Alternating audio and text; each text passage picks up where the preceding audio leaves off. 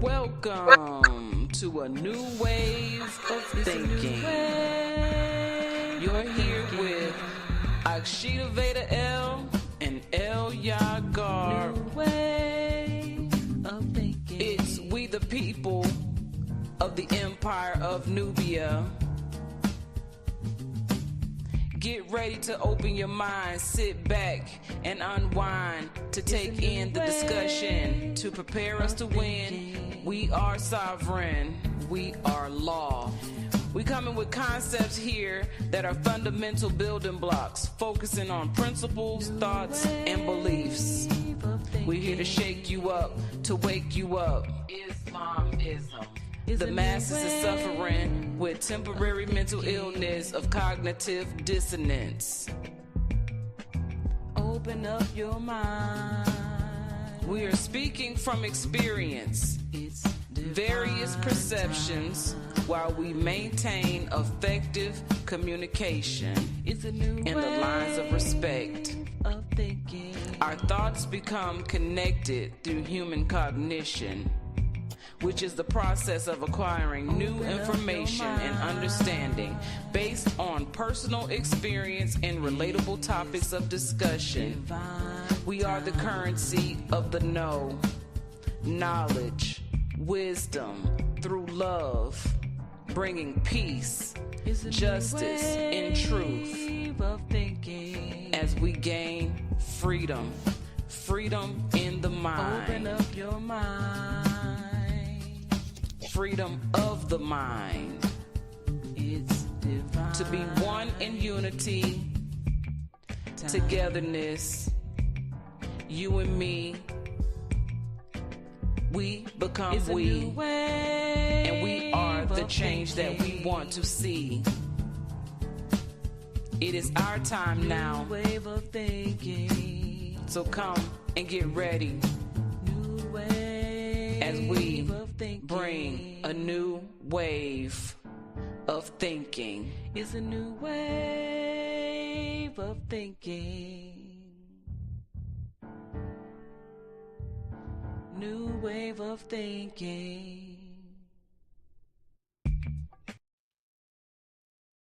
Greetings, greetings, greetings, and high heaven to you all. It has been 2 weeks. I have been absent on this computer.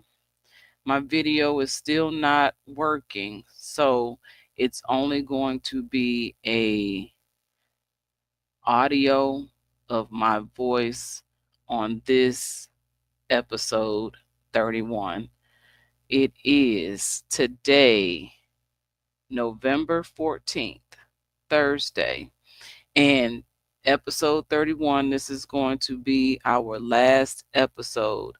I was expecting Elia to be here. I see he is not here, and so the show must go on. And so I have been out of the loop for 2 weeks now, due to an unfortunate loss in my family. My niece, Nature Vinay Juliera Williams, rest her soul.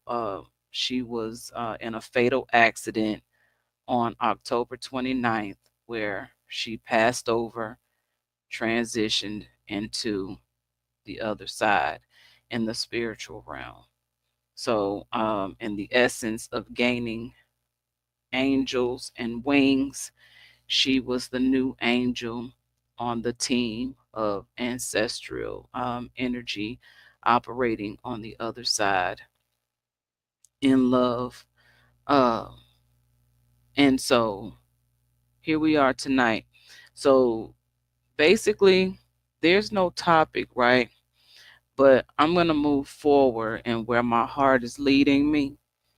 And during these past 2 weeks, uh, the journey, the pilgrimage,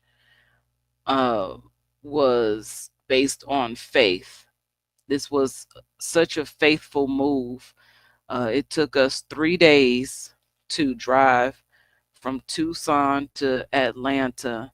And when I got to Atlanta with the girls, uh, the next day I immediately got up and went straight on because I learned that I could drive Lyft in Atlanta. So I'm like, okay, I'm gonna go out and make money because I can't spend money if I ain't making no money. So I'm hustling and I'm grinding from Tucson to Atlanta. And so it was beneficial in the process. Uh, I had to leave, and we just made it home 2 days ago. So I'm just getting back into the groove of our regular scheduled program, getting back into the groove of everyday living, um, because we are still in the living. And so it's hard when you lose family, when you lose someone close to you. And so I felt the urging before I left to process my emotions and my feelings in the best way that I possibly could. And that's through music. Music is my outlet. And so I enjoy using the artistry of music to express myself lyrically, vocally, on music. And so that's why I call it Akshita style poetry frequency flow. All right. So I've been doing a lot of moving around today, and I just so happened to pick up this book. Two books, as a matter of fact. And one book got my attention because it says Faith for Every Man. And these are extracts from the works of Abdul Baha. And so I'm unfamiliar with this teaching here. And so I was looking in the book, and the first thing is the concept in the preface is the concept of annihilation. And it says that the conception of annihilation is a factor in human degradation, a cause of human debasement and lowliness, a source of human fear and abjection. It has been conductive or conducive to the dispersion and weakening of human thought, whereas the realization of existence and continuity has upraised man to sublimity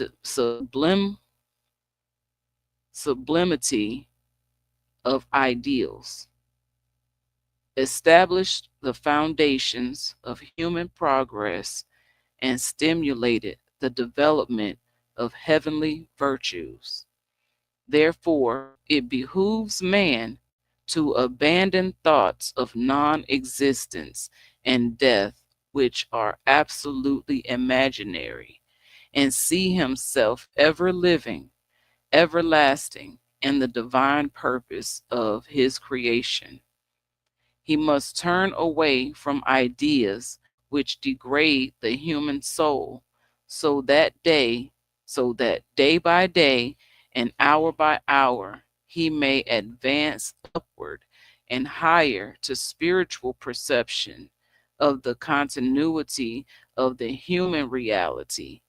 If he dwells upon the thought of non existence, he will become utterly incompetent.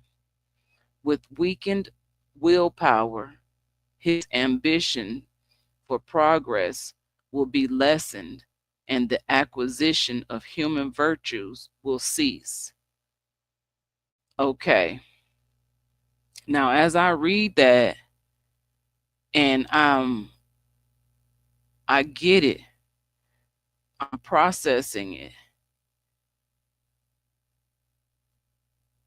It says it behooves man to abandon thoughts of non existence and death, which are absolutely imaginary.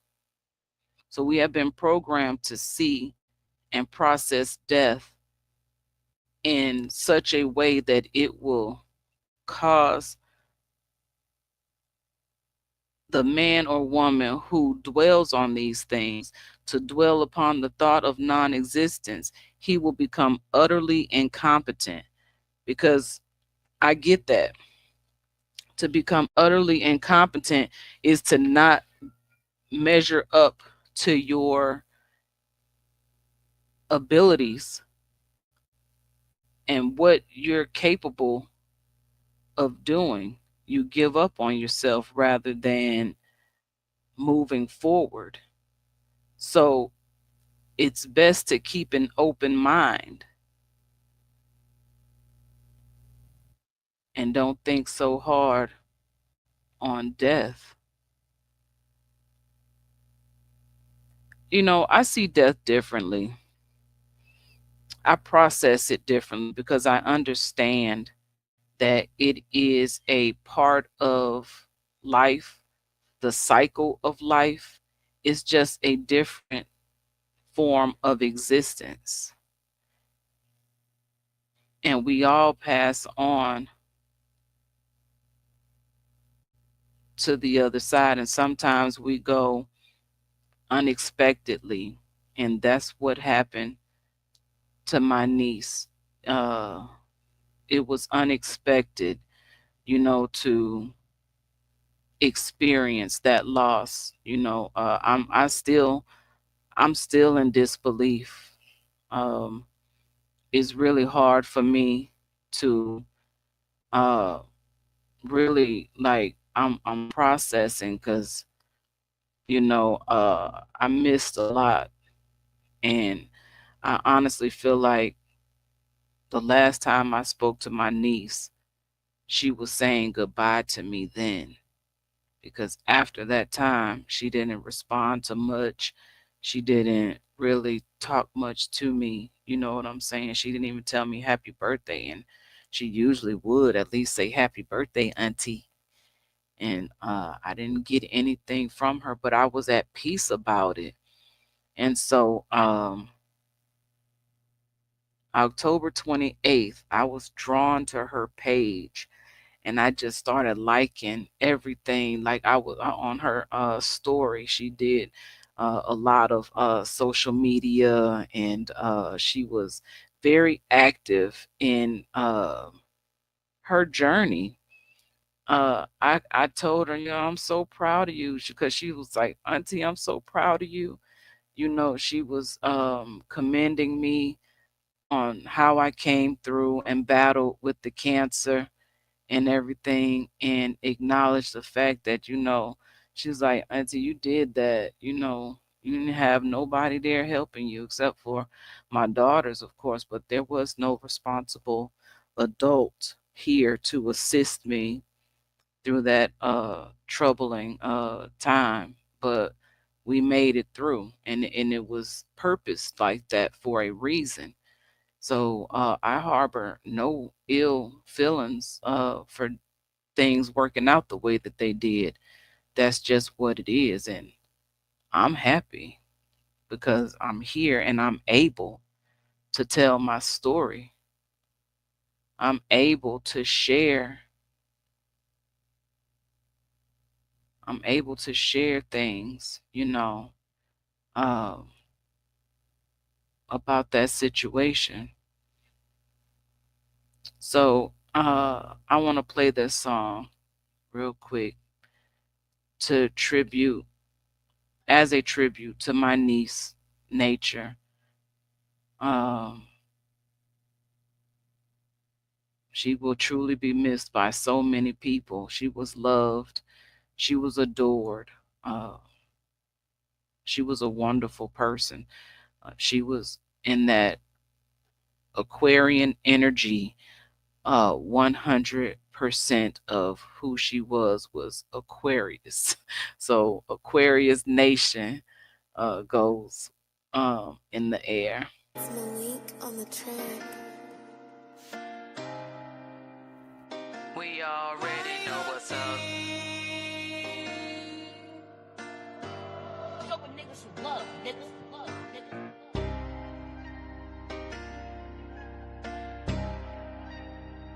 We already know what's up.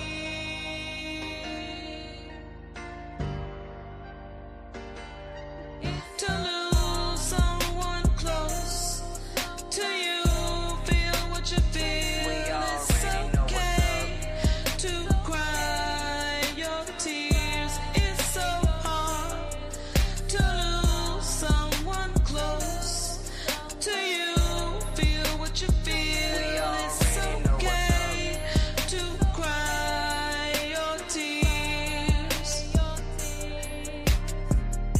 Just thinking about all the times we spent laughing and joking around. My niecey Pooh, I miss you. Right now I'm working on attracting your energy to me. We already know what's up. I told myself the crying was over. I was wrong. I'm giving myself grace to shed some tears, but I get back to life. To lose someone close to you, feel what you feel. It's okay to cry your tears. It's so hard to lose someone close to you. I told myself the crying was done. It's okay to cry I was wrong. your tears. It's so hard. Allowing myself to feel what I feel when I feel it. Deep down inside, I'm devastated. Deep down inside, I'm devastated. Allowing myself to feel what I feel when I feel it. We already know what's up. I give myself grace to shed some tears, but I gotta get back to life. I'm thinking about all the times we spent laughing and joking around. My niecey Pooh, I miss you. It's so hard. I'm working on attracting you to me in your energy. We already know what's up. Allowing myself to feel what I feel deep down, I'm devastated. To lose someone close to you, feel what Deep you down feel. inside, I'm devastated. To cry your tears. Allowing myself to feel what I feel when I feel it. Someone close to you. I told myself the crying was over. I was wrong. To cry your tears. It's so hard to lose someone. Thinking about all the good times we spent laughing and joking around. My niecey Pooh, I miss you. I'm attracting your energy to me. We already know what's up. Allowing myself to feel what I feel when I feel it. Deep down inside, I'm devastated. I gotta get back to life, but I can shed these tears. Thinking about all the times we spent laughing, joking around. My niecey Pooh, I miss you.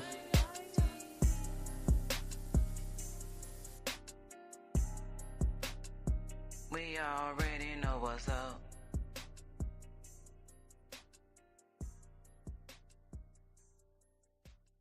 It's Malik on the track.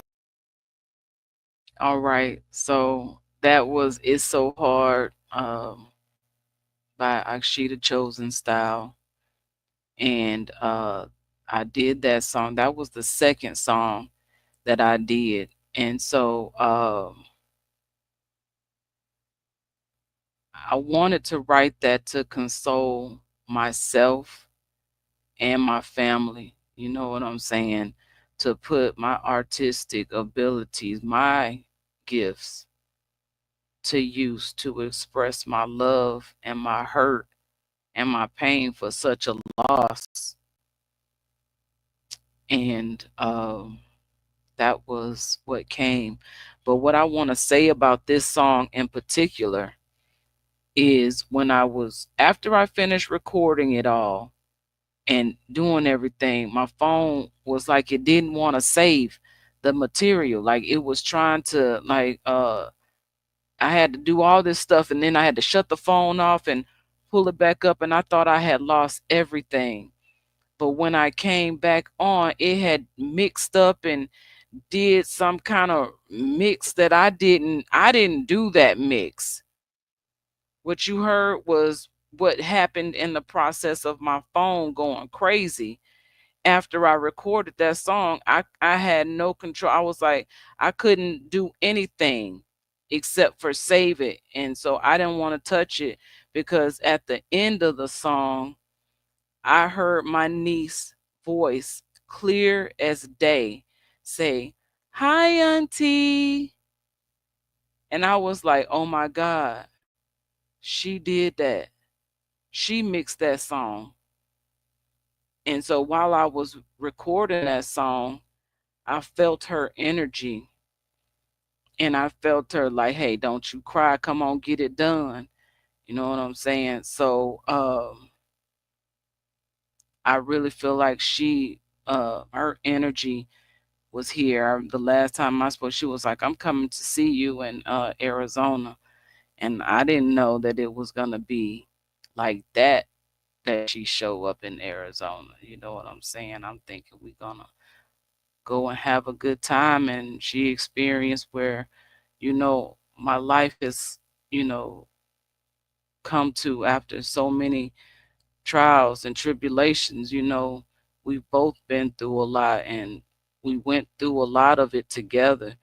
I wasn't there 100% of the time, but I do know that I had a significant role in my niece's life, and I love her, and she loved me and the girls. She had a special relationship with her cousins, and so I don't miss that girl. So here is Gone Too Soon, Akshita style chosen. Akshita chosen style.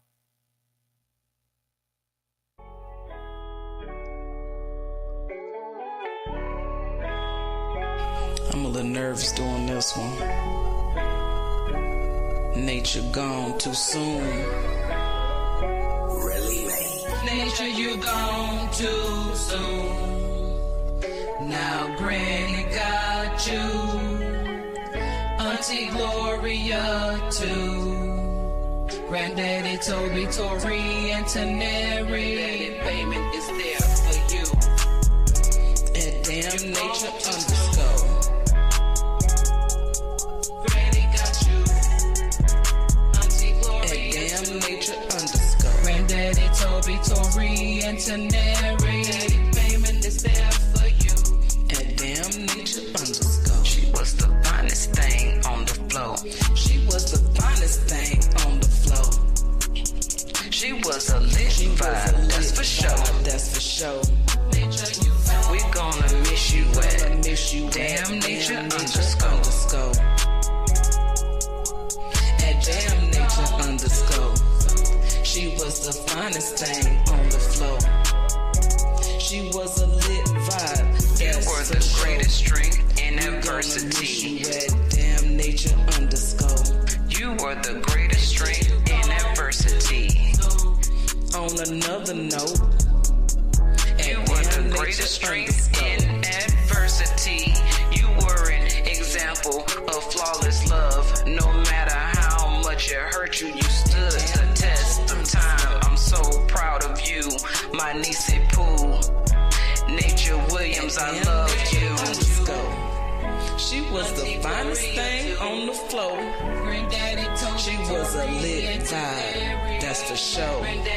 We gonna miss you at damn nature underscore. You were the greatest strength in adversity. On another note, at damn nature underscore. A flawless love. She was the finest thing on the floor.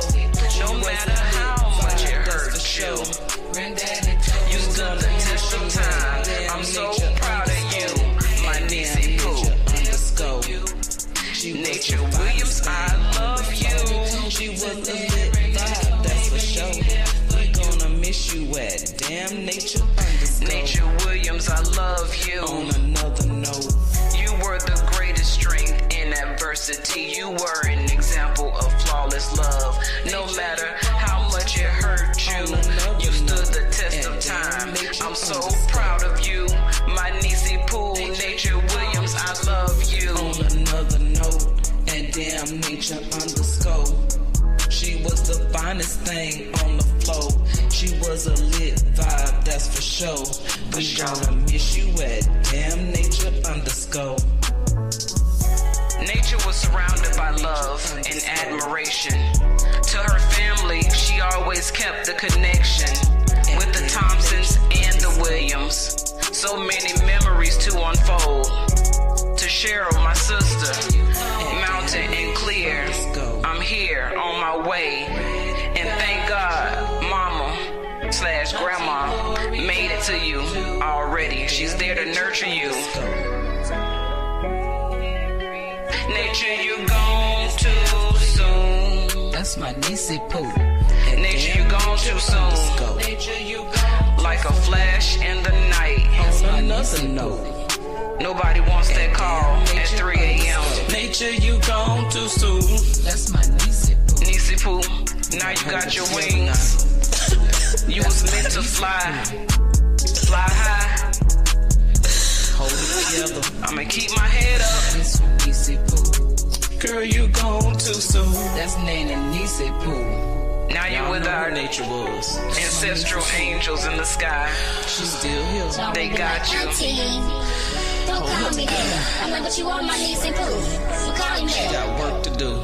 Gone too soon. Ancestral angels got you now. Nature, Vinay, Juliera Williams. Sunrise, February 17, 2000. Sunset, October 29, 2024. Gone too soon.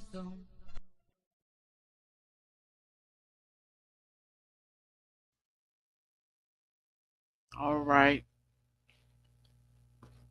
So, yeah, it got emotional because I was fresh into the information of learning what had happened to my niece. She was in a fatal car accident and she did not make it. Um, she was already gone when they got there. So, in this book, Faith for Every Man, on page 11, excuse me, it says nature. And my niece's name was Nature. So it says nature is that condition, that reality, which in appearance consists in life and death, or in other words, in the composition and decomposition of all things. This nature is subjected to an absolute organization to determine laws, to a complete order and a finished design from which it will never depart. But when you look at nature itself, you see that it has no intelligence, no will. The natural movements of all things are compelled. There are no voluntary movements except those of animals, and above all, those of man. Man is able to deviate from and to oppose nature because he discovers the constitution of things, and through this, he commands the forces of nature. Man rules over nature. Now, when you behold in existence such organizations, arrangements, and laws, can you say that all these are the effect of nature? Though nature has neither intelligence nor perception, if not, it becomes evident that this nature, which has neither perception nor intelligence, is in the grasp of Almighty God, who is the ruler of the world of nature. One of the things which has appeared in the world of existence and which is one of the requirements of nature, is human life. Considered from this point of view, man is the branch, nature is the root. Then can the will and the intelligence and the perfections which exist in the branch be absent in the root? Then can the will and the intelligence and the perfection which exists in the branch be absent in the root? Hence, it is evident that nature is its own essence, is in its own essence, is in the grasp of the power of God, who is the eternal Almighty One. He holds nature within accurate regulations and laws and rules over it. I think that is very beautiful to have an understanding that we are all a part of the same thing. And although nature in itself doesn't have uh, a conscience or intelligence, but we being the branch and nature being the root, we can't be anything that didn't start at the root. So if it exists in the branch, it had to first exist in the root. So speaking of the root, getting the chakras in alignment, we must sit and start at the root of things. And from the root, everything goes up and branches out, just like a tree. Only what's above our crown, we cannot see in the physical world. And so, what is in the unseen had to be done in the seen. What's done in the physical is then therefore manifested in the spiritual. So it's like, I really feel like when it comes to life and death, we go on to continue our mission. Being here in this vessel, in this body, on this journey is just that, a journey. My niece was, she was such a beautiful girl, young lady, had grown into such a beautiful young woman. She's had her own business. She's, modeled. She's been on reality TV shows, and she just really just did her thing. You know what I'm saying? She lived a great life, yet she was uh always ready to go home, she called it. I'd be going to pick her up to come spend the weekend at my house or something like that. I'd be like, okay, come on, niece. And we get there. She'd be like, Auntie, I'm ready to go home. And I'd be like, girl, I done came all the way over here to pick you up. And you talking about you ready to go home? She was like, no, Auntie, I'm talking about home. So I just, me and other people in the family, I can only speak for myself. I'm not here to attest what anyone else has done but me. And encouraging words would be used, and we would spend time laughing. I would do her hair, something like that. Those were good days and good times spent. When family gets together and we do each other's hair and you know make each other feel beautiful. We used to do things like that all the time. We have older cousins, Tia and Tori. Tori, rest her soul, is another family member who has transitioned to the other side. And Tia and Tori would always do our hair and, teach us things because they were older than us, so they would teach us things about what they had been into and had going on. And you know how big cousins are. You want to find out what they doing and how they living their life. So, I miss those times where we would all be together, even though sometimes it seemed, at the time, it may have seemed like it was hectic, but cousins that grow up together create very unique bonds with one another. And I think it's important to do that. And I just really wish my daughters had that, but I believe it's coming in so many different ways. They have it, but they don't have it at the same time. So, anyway, Faith for Every Man. I just picked this book up. And so I said, I'm going to use this book as material for this show because tonight has come to be the last episode of A New Wave of Thinking. 31 weeks we come on here from the start to now. And I think 31, that's a 131.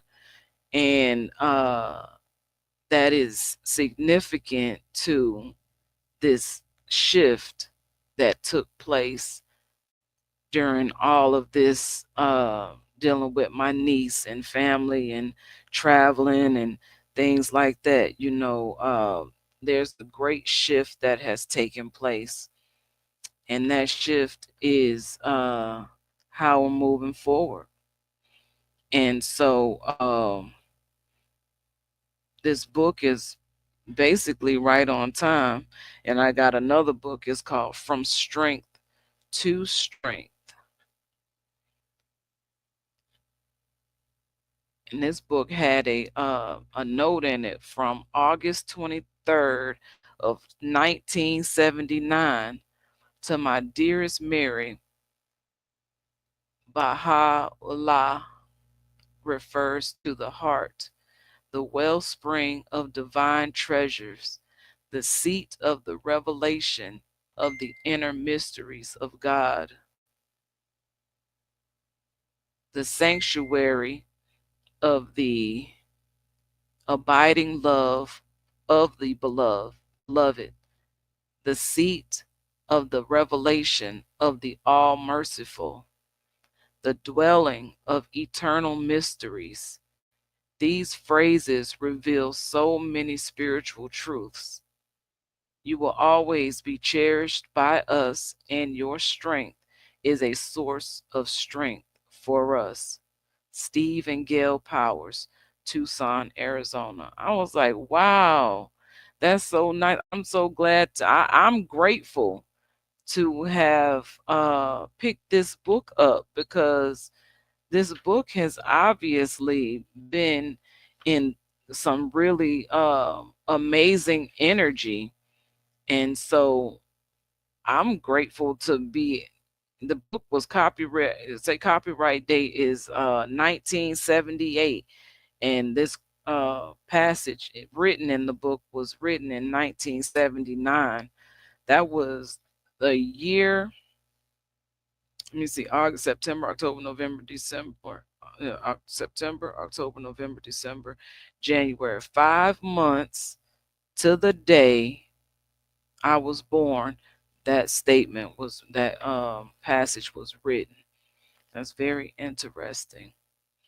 Um, it says here, the cause of God, impelled by the mighty forces of life within it, must go on from strength to strength, increasing in size and developing greater and greater powers for the accomplishment of God's purpose on earth.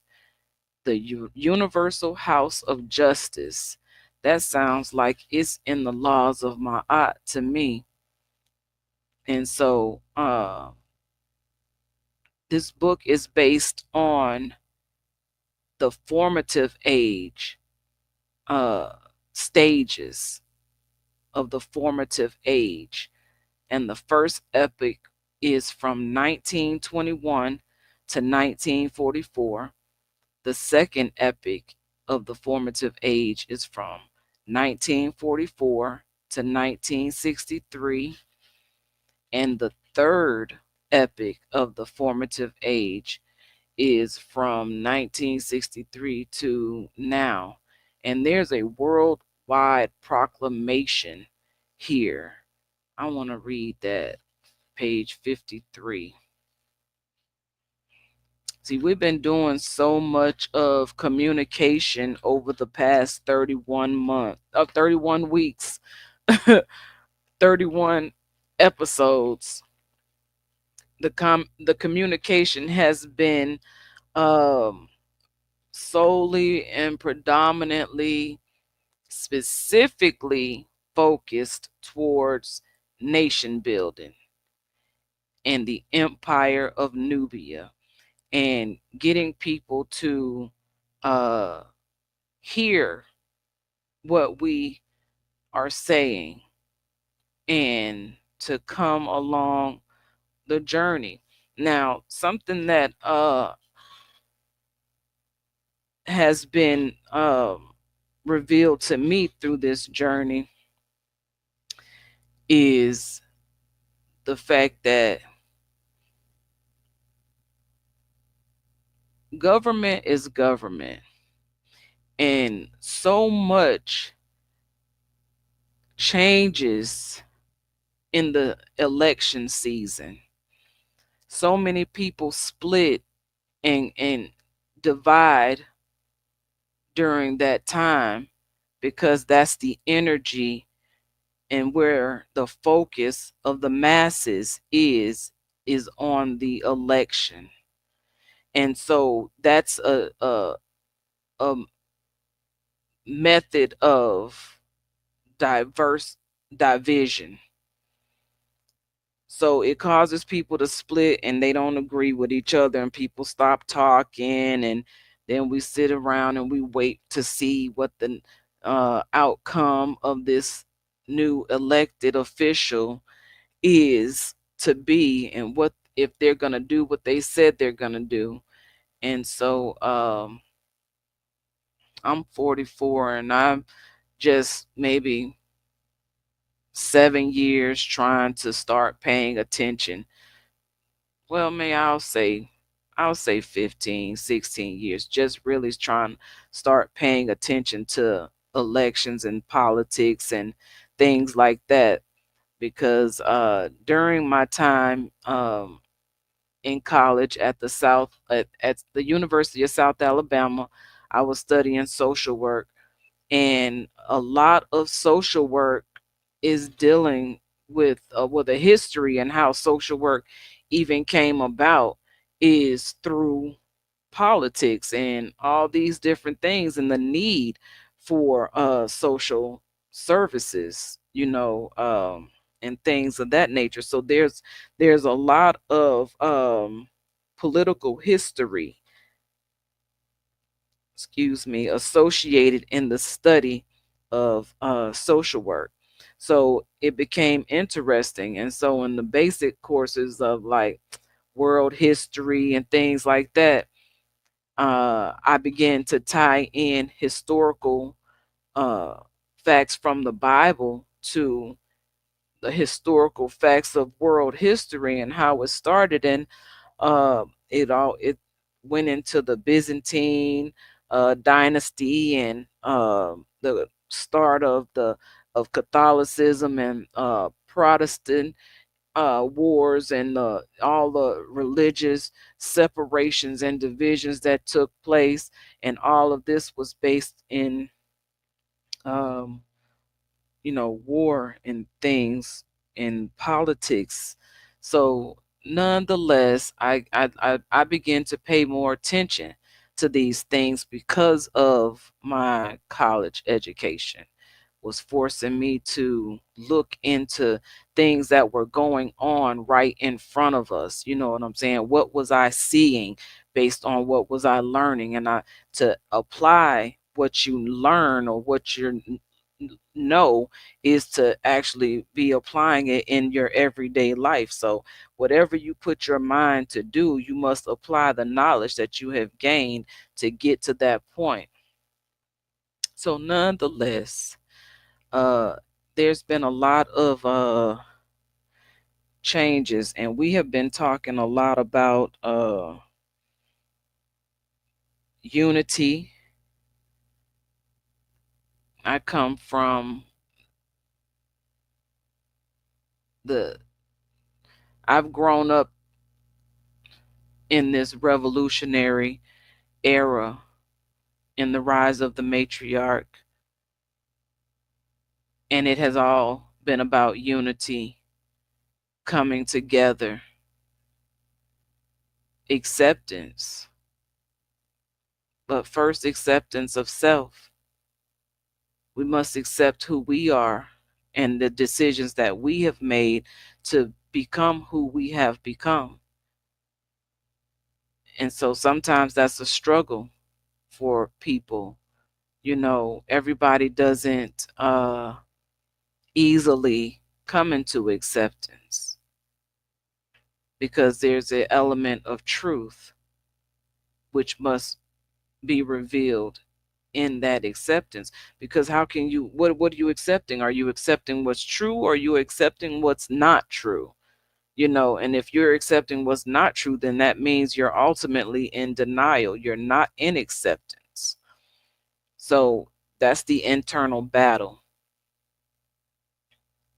And people get offset when they don't want to do that work we call shadow work. And so I was having a conversation with Jesus, and she was talking about shadow work. And I'm like, yeah, you know, basically no one can assist you in shadow work, because your shadow is not even there for anyone else to do anything with unless you're there. So you must be present for someone to help you with shadow work, but your shadow is yours to tend to. Each person has their own shadow. We can't cast the shadow of another person. We can only cast our own shadow. And so when casting our own shadow, we must learn to identify with that within us. So I'm at that point of acceptance of self. And so it has been a long journey. Each time I hit the road, it's an event, it's an experience. and it's and there's always something to learn in the process.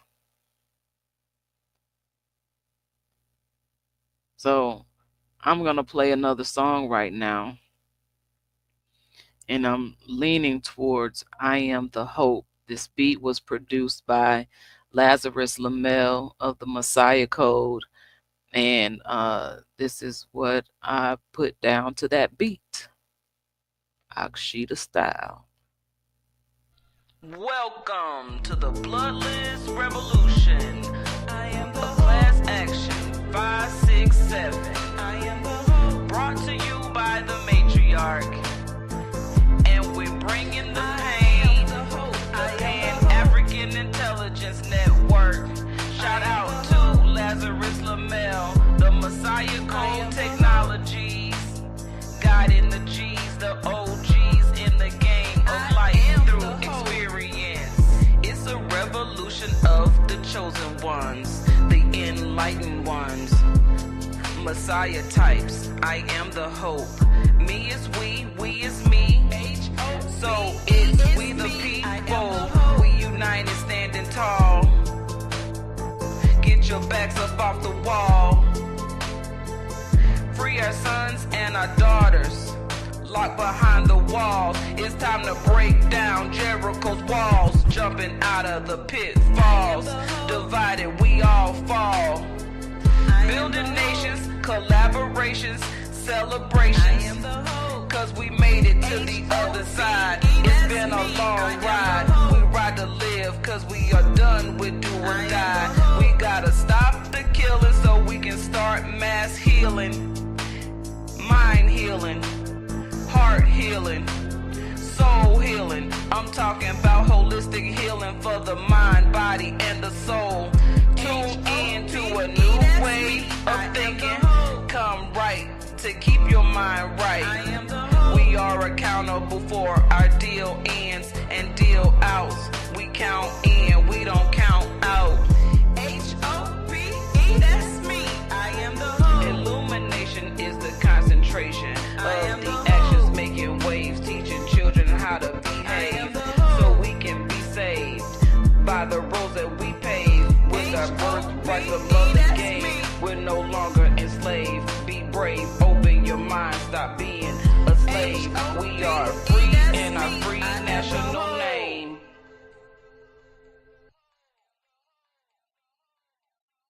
So we must accept who we are in our free national name. So here's the deal.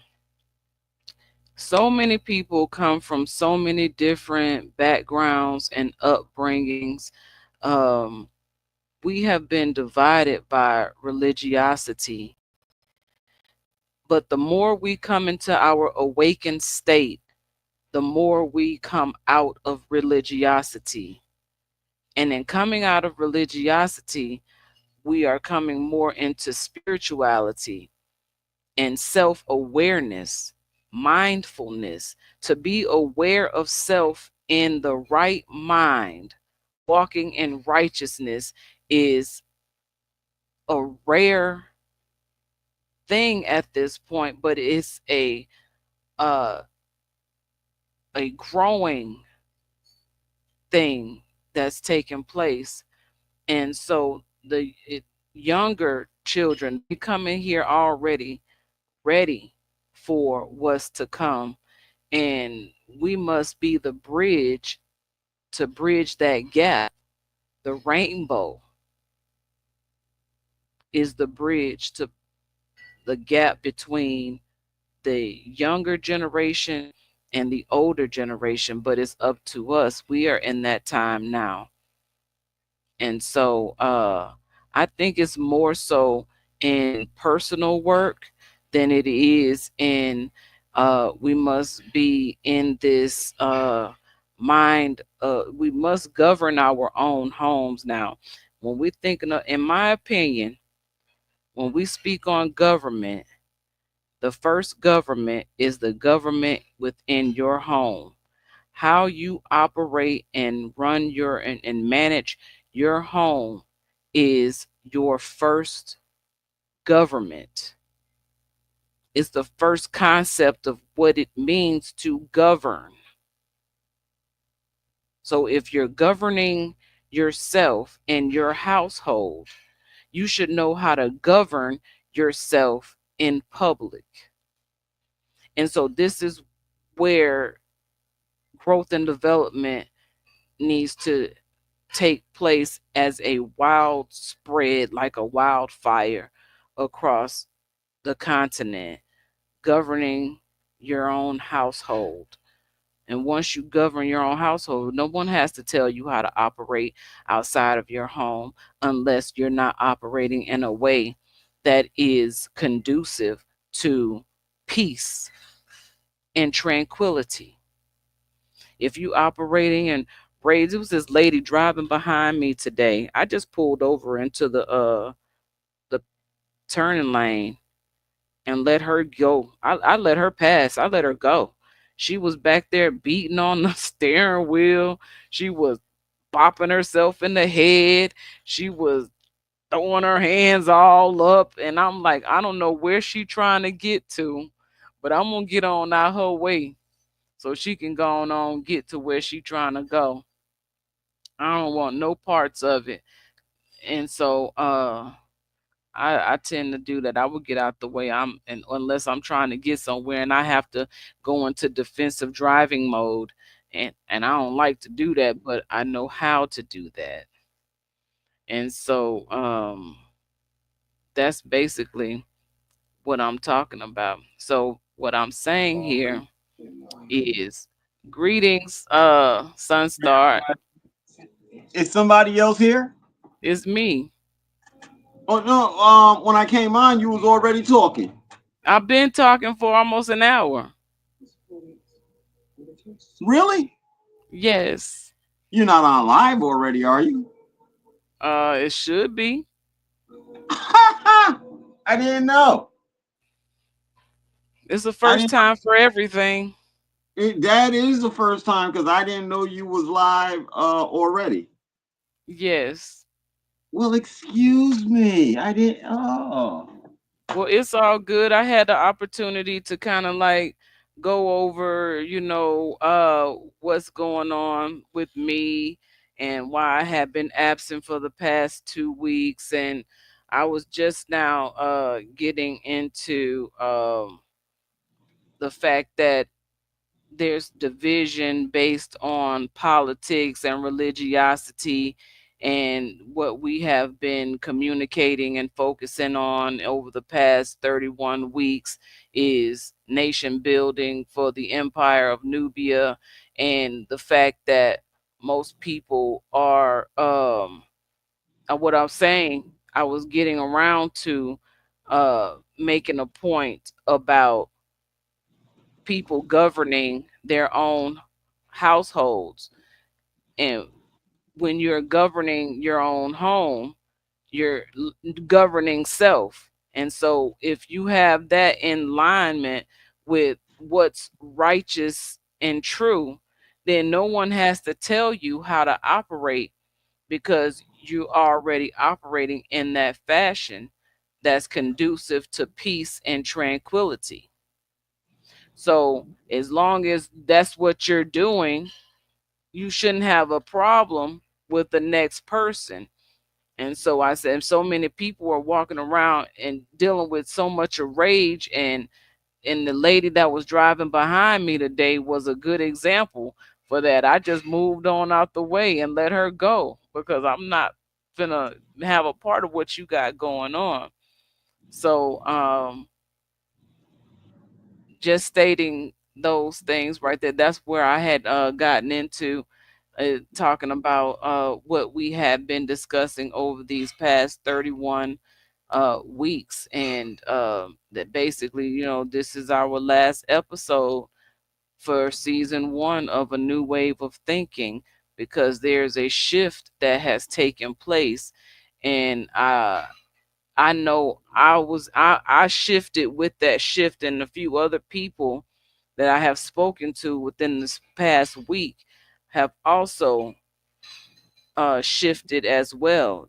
Not the same people, just different people I have spoken to who understand that shift that took place. So it's like the shift that took place. It's like, excuse me, with everything now, it's like things are starting to settle down because the election is over, you know, and people have had to come into acceptance of the elected official now. So of course, there's people angry, there's people happy, there's, people feeling like they sitting on top of the world, and there's people who feel like their world is crumbled because of this election, where in actuality, whoever was going to get elected, whoever has gotten elected, they're going to do what they're supposed to do anyway when it comes to the United States government, because that is a system that has been operating and running since what, 76, 18, 1776. And so it's been what people are accustomed to, but things are changing. And so we got to get ready for that change. And it starts with first governing self and governing your household. And that's pretty much where I'm at with that. How are you? I'm excellent. Okay. I'm excellent. And so tonight I went to a food pantry, and they had some books in there. And these books, uh one called Faith for Every Man, extracts from the works of Abdul Baha. I've never heard of this. I've never heard of this. And so I was sharing this because on this trip, when we started this trip out, I told my daughters, I said, we are moving in faith. This trip is a trip of faith. So I found it interesting that I found this book. So in this book, another one is From Strength to Strength, and it's about the formative ages of the Baha'i era. So there was a worldwide proclamation in it, and I was gonna read that. So the vital part in this new plan quickly became evident, teaching among the masses of humanity, the unsophisticated and unlettered souls who make up the majority of the world's people. The entry of troops promised by the Master had begun in East Africa even before the 10-year plan. It spread in the 1960s to the Congo, to the Southeast Asia, to a number of Pacific Island groups, and to Bolivia. India enrolled over 30,000 believers between uh, whatever that is in November of 62. So I guess this is talking about the transformation into some form of religiosity. Like I said, this is a book I don't know anything about. I'm trying to learn and share at the same time. But the it said, I'm skipping through. A new dimension for spreading the faith was opened by a supreme body worldwide proclamation. As an exile in Turkey, Baha'u'llah had fearlessly proclaimed his faith to the powerful rulers of his day.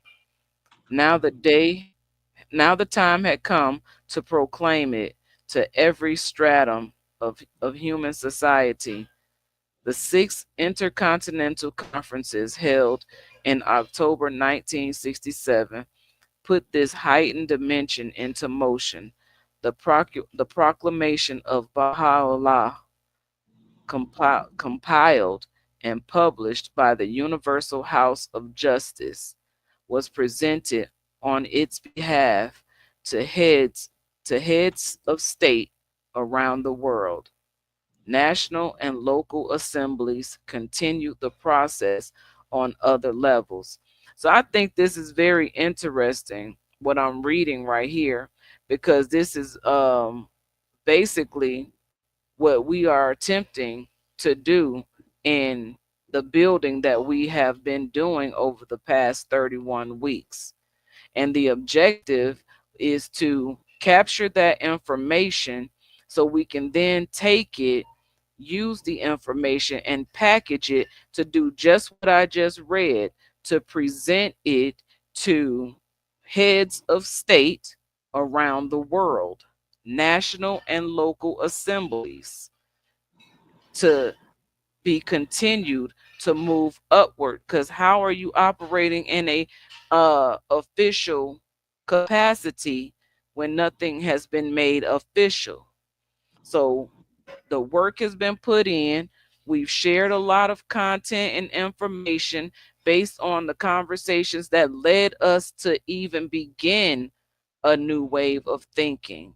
And in the process of that, We must take this information now and repackage it in a way that this information can be presented to introduce who we are and to signify our seat at the table when it comes to worldwide conferences dealing with the indigenous peoples of the world. We're not the only ones coming together, but we are a new addition to those who have been recognized worldwide by different heads of state. And so, in order to do that, we must continue forward and produce what we have been speaking about. So, it comes a time where we've done a lot of 31 weeks is a long time. That's a long time to be talking. So now it's time to put actions. Not that we haven't been putting action, but it's time to focused action and present something. That's like when you're going, I was talking earlier about being in college and just using that time frame as an example. We get the lesson, we get our syllabus, so we already know what's coming, what we're going to be learning. So we have the opportunity to study ahead or to wait for things to come up or to just kind of put it all together, because at the end of the course, there's always a big research paper that has something to do with everything. It was a build up to the research paper. So everything you're doing to lead up to the research paper is information that you can use to put it together. And so we gave the syllabus. This is what we're doing. This is who we are. And we sat down. We have a plethora of notes. We have a plethora of video and audio data to use to now create, formulate, and present.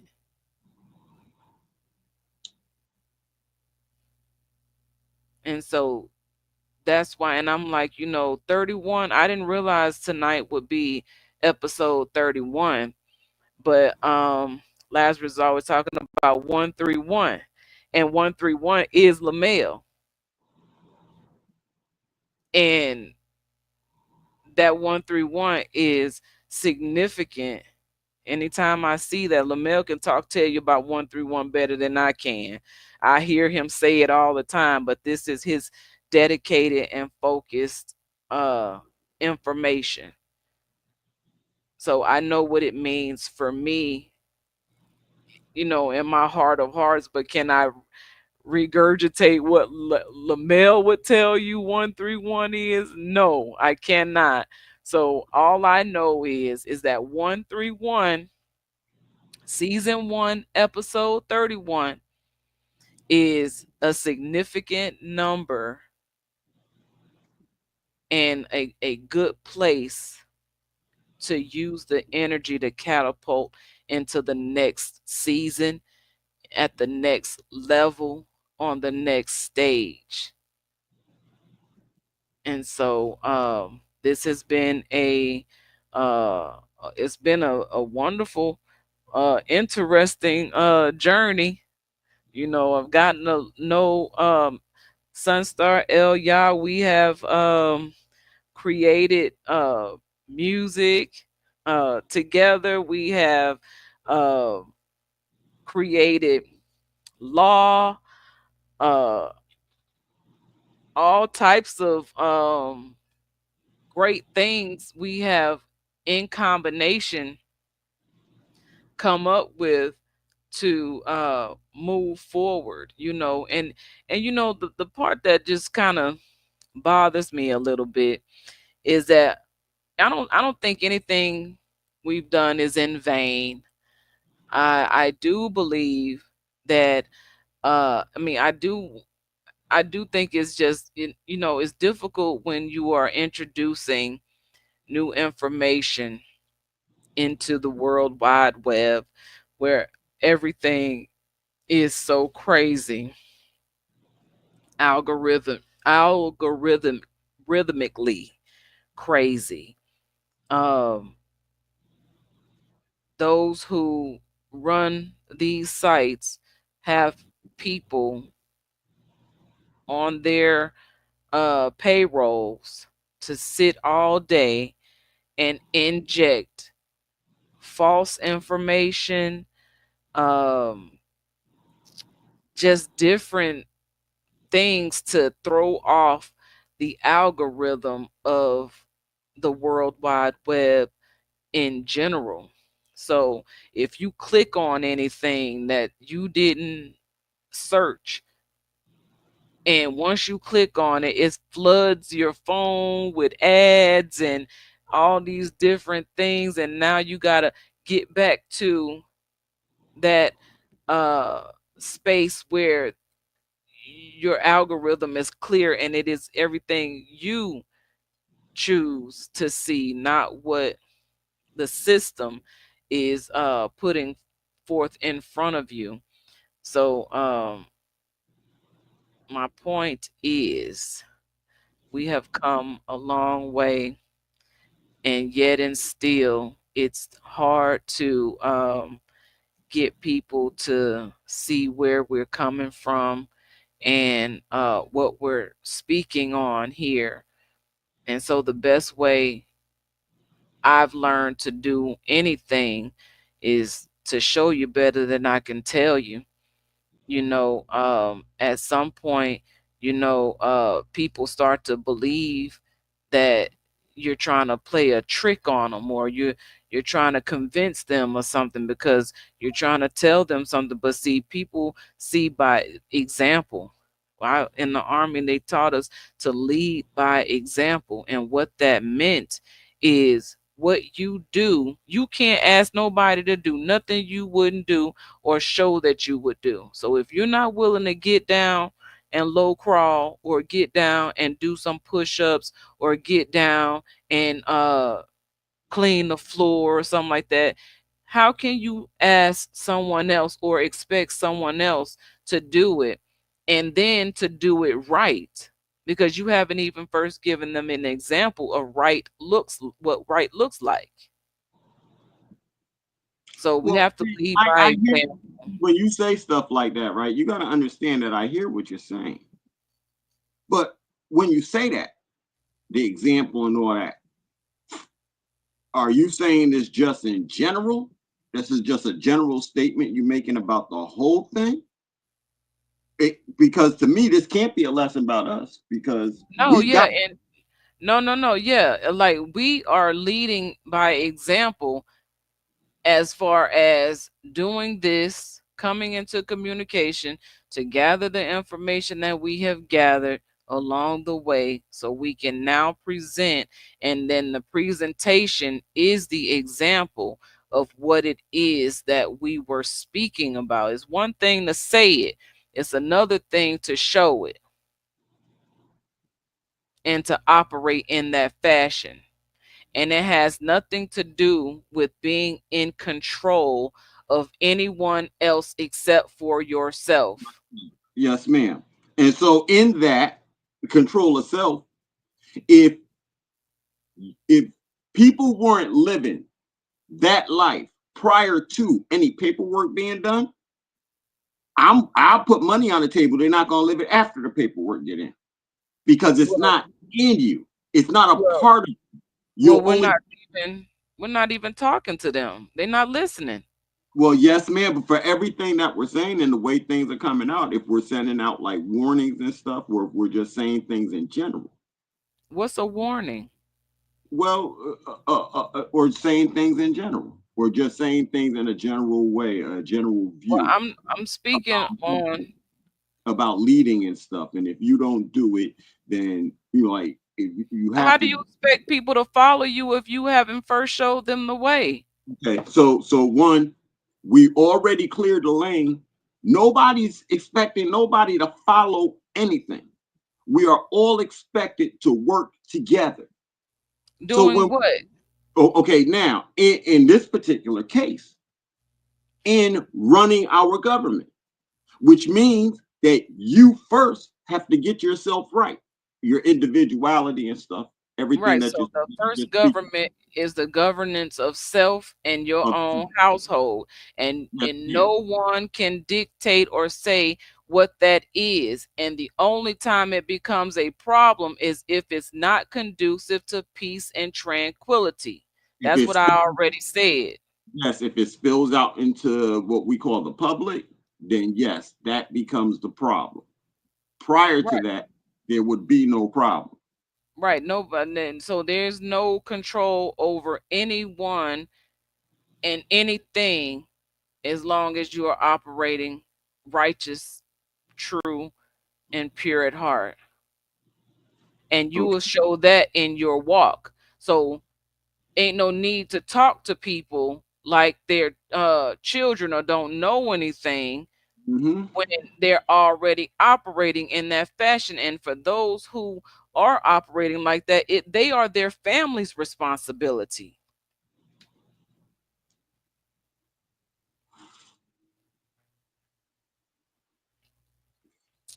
So, like I said, I hear what people are saying, but then just 2 days ago, I did field a call with somebody who should be at the table about them going to jail, and they want me to come up with a solution to keep them from going to jail, based upon everything we sat here and talked about and what they didn't participate in. And one day, now I should have just charged them $50 and wrote out a document, because to me, that's what everybody's used to.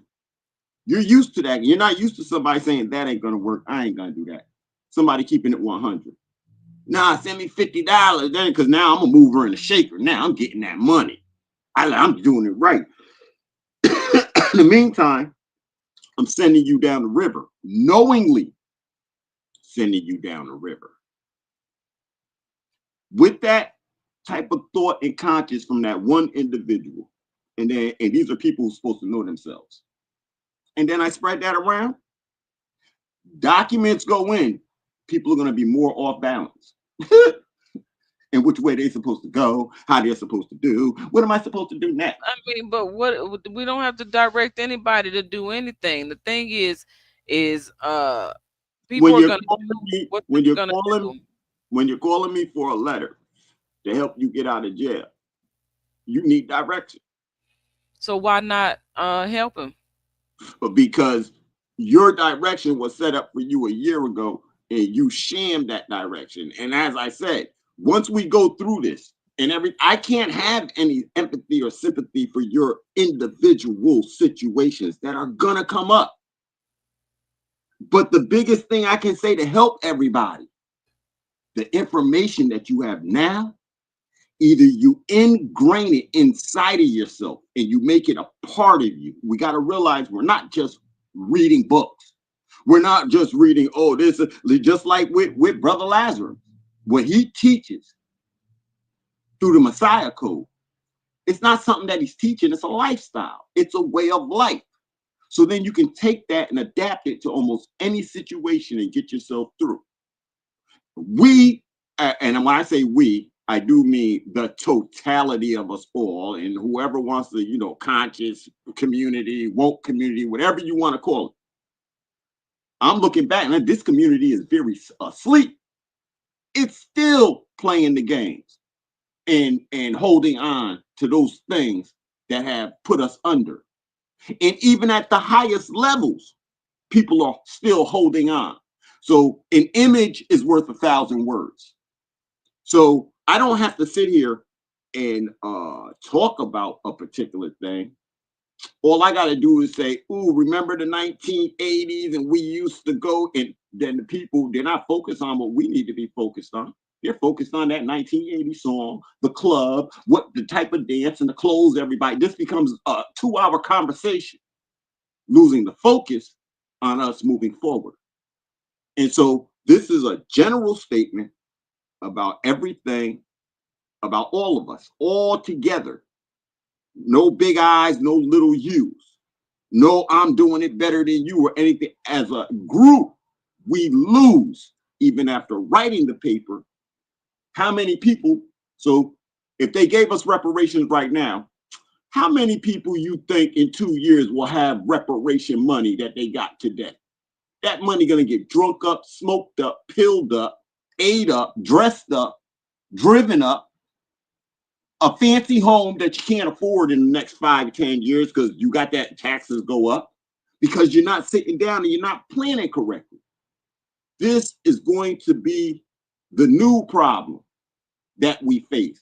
But as a new problem with our documents on the table, it comes in a rush and it comes haphazardly because we didn't see it and state it up front that no matter if the people aren't standing up before this happens, once the paperwork get done, they still ain't gonna stand up. They still gonna have reasons. Oh, I can't do it. I can't. And so there, in that, it will either force other people to stand up, or it's gonna put the person who doesn't stand up in a situation where they feel like, oh, this is the same thing. You're just telling me what to do. You're just telling me what to do. But it's only because you didn't make up a decision on your own what to do. You sat around and waited. You wanted to know what other people were doing. Other people are going to tell us what to do if we aren't telling them what we're doing. If we aren't doing, they're going to tell us. So I refuse to sell false tickets. Oh, it's all going to be great in the end if we know we can't talk to people like that because there's a lot of people who will do nothing. From the beginning to the end, they'll do nothing. And that's the group that we end up taking care of and looking out for. And they become a burden to everything it is that we're doing. People you want your nose wiped and stuff like that? Go home to your mothers. We grown men and women out here. We're going to grab each other's hands and support each other in what we're building. And we're only focusing on what we're building. All these things that the United States taught us, my feelings, this is what I think. That if it's not a fact, if it doesn't move us forward, it has no business. It will have no business at the table. It has none now. It will at the future. It will. You can go down to the light company right now and tell them, I feel like you should lower it. Let's see if they lower your bill. Let's see if they lower your gas bill. Don't pay it and then go down and tell them, I think you should leave my life. Let's see if anybody has any, they feel for you. Oh, you're right. Oh, they gonna keep it on for you. We all know it ain't gonna happen. So we have to stop doing ourselves like that. And I don't mean you doing me. I mean you doing you like that. You have to stop filling your head with false ideas about the world. And, oh, they should do this. Why? Show me in their documents where they said they would. And as long as their documents don't say, you and I have no business saying what anybody should do. This is the flaw. This is where we're at. And this is what people are not understanding. And I cannot sell a false ticket. If we don't straighten up and get things right, anarchy will be the next level. No matter how much the good people, and we say that it's going to be anarchy. Why? Because we look at the other side and our sons in the streets aren't happy. We haven't built them up moving along in what it is that we're doing. We have to build them up. So it's a shame. Like, I got 5 or 6 youngins I know I could count on and get with them, be as a 60-year-old, get with them, and I got little young muscle with me. I know that. But does everybody have that? Do all my sisters all over this place, can they say if stuff went down, I can go outside and a few young men gonna take my back like that without a second word? They're gonna be like, Mama, come here, Mama, you get with us. Can you show me that? I was in Baltimore, and our first day there, everywhere we went, we walked the block because first of all, I want you to see us. You know what I'm saying? I want you to know that we're not strangers when you see us, and we come as a group, and you should never see us not like this. And so talk to people, speak, you know what I'm saying? So anyway, we walking the block, and it's a lot of young dudes out there on the block. So we walking up to them, and they a group of people that most people would be like, you know what I'm saying, I don't want to walk past them. But I ain't like that. I was like, hey, I said, hey, what's going on with you? I said, we be staying around here. I said, can we trust y'all to protect us while we here? You know what I'm saying? Because they was like, oh, they moved off the sidewalk. They were very respectful. And I said, well, that was so. I said, I had mentioned, I was like, that was nice that y'all did that. We appreciate that you did that. I said, you know, will y'all be the ones that we can count on? Can we count on you to protect us if any harm tries to come our way? And they straight up told me, they was like, on this block for sure. You know what I'm saying? Like, ain't nothing getting past us on this block. So you straight right here. And so I know we didn't have anything to worry about.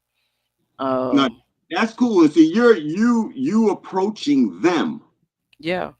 Yeah, you approach them. See, you didn't wait for them to have to approach you and or for an incident to take place where you needed Right. them. You No. Mm-mm. and so that Off the see, gate. At yeah, the that's gate. Cause you are a different type of person where facts. yeah, you see what I'm saying? You're Yeah, different, facts. you move differently. And I even do. when it comes down to most of our women, the women will be standing behind you looking for protection because of what's going on. They'll be looking for you to protect them. And I'm not saying there's anything wrong with that, but I am saying, you mean to tell me all this time and there's no one to stand with her? So if she Right. goes, what happened to the rest of you? That's the part. If Right. she goes down, what happens to the rest? So it's like y'all are all energy suckers. Y'all are sucking off her energy to stay alive. But if she becomes unalive, none of you know how to live now. You're gonna fall to the side. Then I'm telling the side story that don't even go over there. Don't even look out for them. Make them crawl for themselves. Well, brother David, no, I don't want to hear it. Those people are gonna suck your energy and leave you and your daughters. They'll leave you there and move on. I don't want to be around them kind of people at all. Right. I don't want them kind So of people so around and me. you saying that right there, and you saying that right there, when you are speaking to people in reference to uh the information and joining with the ideals and concepts and thoughts of what the empire of Nubia or the government is, and of the people and whatnot. If they're not interested, they're not going to receive anything that you're saying. So it's like talking to brick walls. You trying to convince a brick wall to move, Okay, or I understand. command the brick wall to move, and then there ain't no brick wall finna just move. I understand what you're saying, but I gotta say this again. These people usually bring the conversation to me. And so, just like the brother who called me 2 days ago, so can I get a letter? You help me? When we first got together, we were talking about all this stuff, and we said how to avoid it. You went about the wayside doing what you're doing. Guess what? I gotta leave you on the wayside now. I'm not jumping up to do nothing. And if I do, it would be phony, and it would be on the level of me, like we keep saying about Dirty Moors. That you're trying to make me one. You gonna call me the day before you go see the man talking about help? I need a piece of paper, a document, and for what? You ain't been living by it.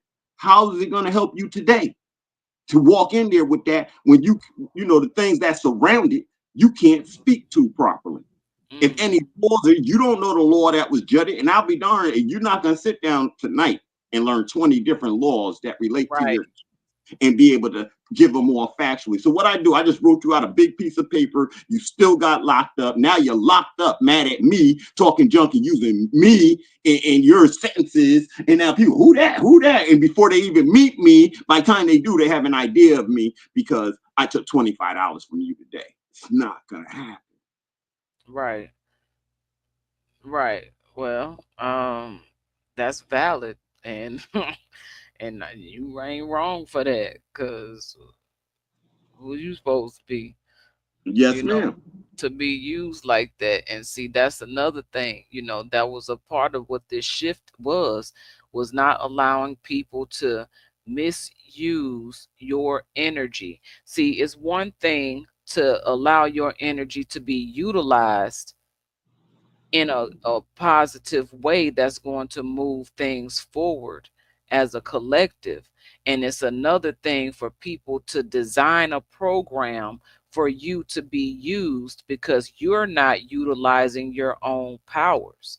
And people see that and they want to manipulate you and use you, and then you become the fall guy for something that you didn't even know was even in play. Yes. So that's why we must enter our own selves to be utilized in a way, that is beneficial for the collective.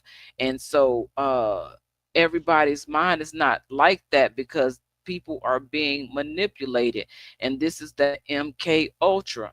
Now I didn't know what MK Ultra was. I did some study on MK Ultra. I've seen examples of MK Ultra and what that is all about. And basically these immunizations and things like that are see, our bodies are electromagnetic fields. So we're electric and magnetic. So any that's why our bodies don't take well to heavy metals. And when we have heavy metals in our body, it causes our organs to shut down and not function properly. And that's when the sickness and disease comes to the body because your frequency has been uh, lessened or diminished or drained by the Or manipulated. excess or manipulated uh, to be operated and used, misused, and abused against yourself and ultimately against the whole. Because if you're against yourself, you ain't no good to anybody. Yes, ma'am. So, use of immunizations, putting in these metals and these little tiny fragments of metals being magnetic themselves is magnetically attracted to a certain type of information. And so if you're eating certain types of foods, those foods are also programmed foods to associate with the magnetic metals that have been injected into the body.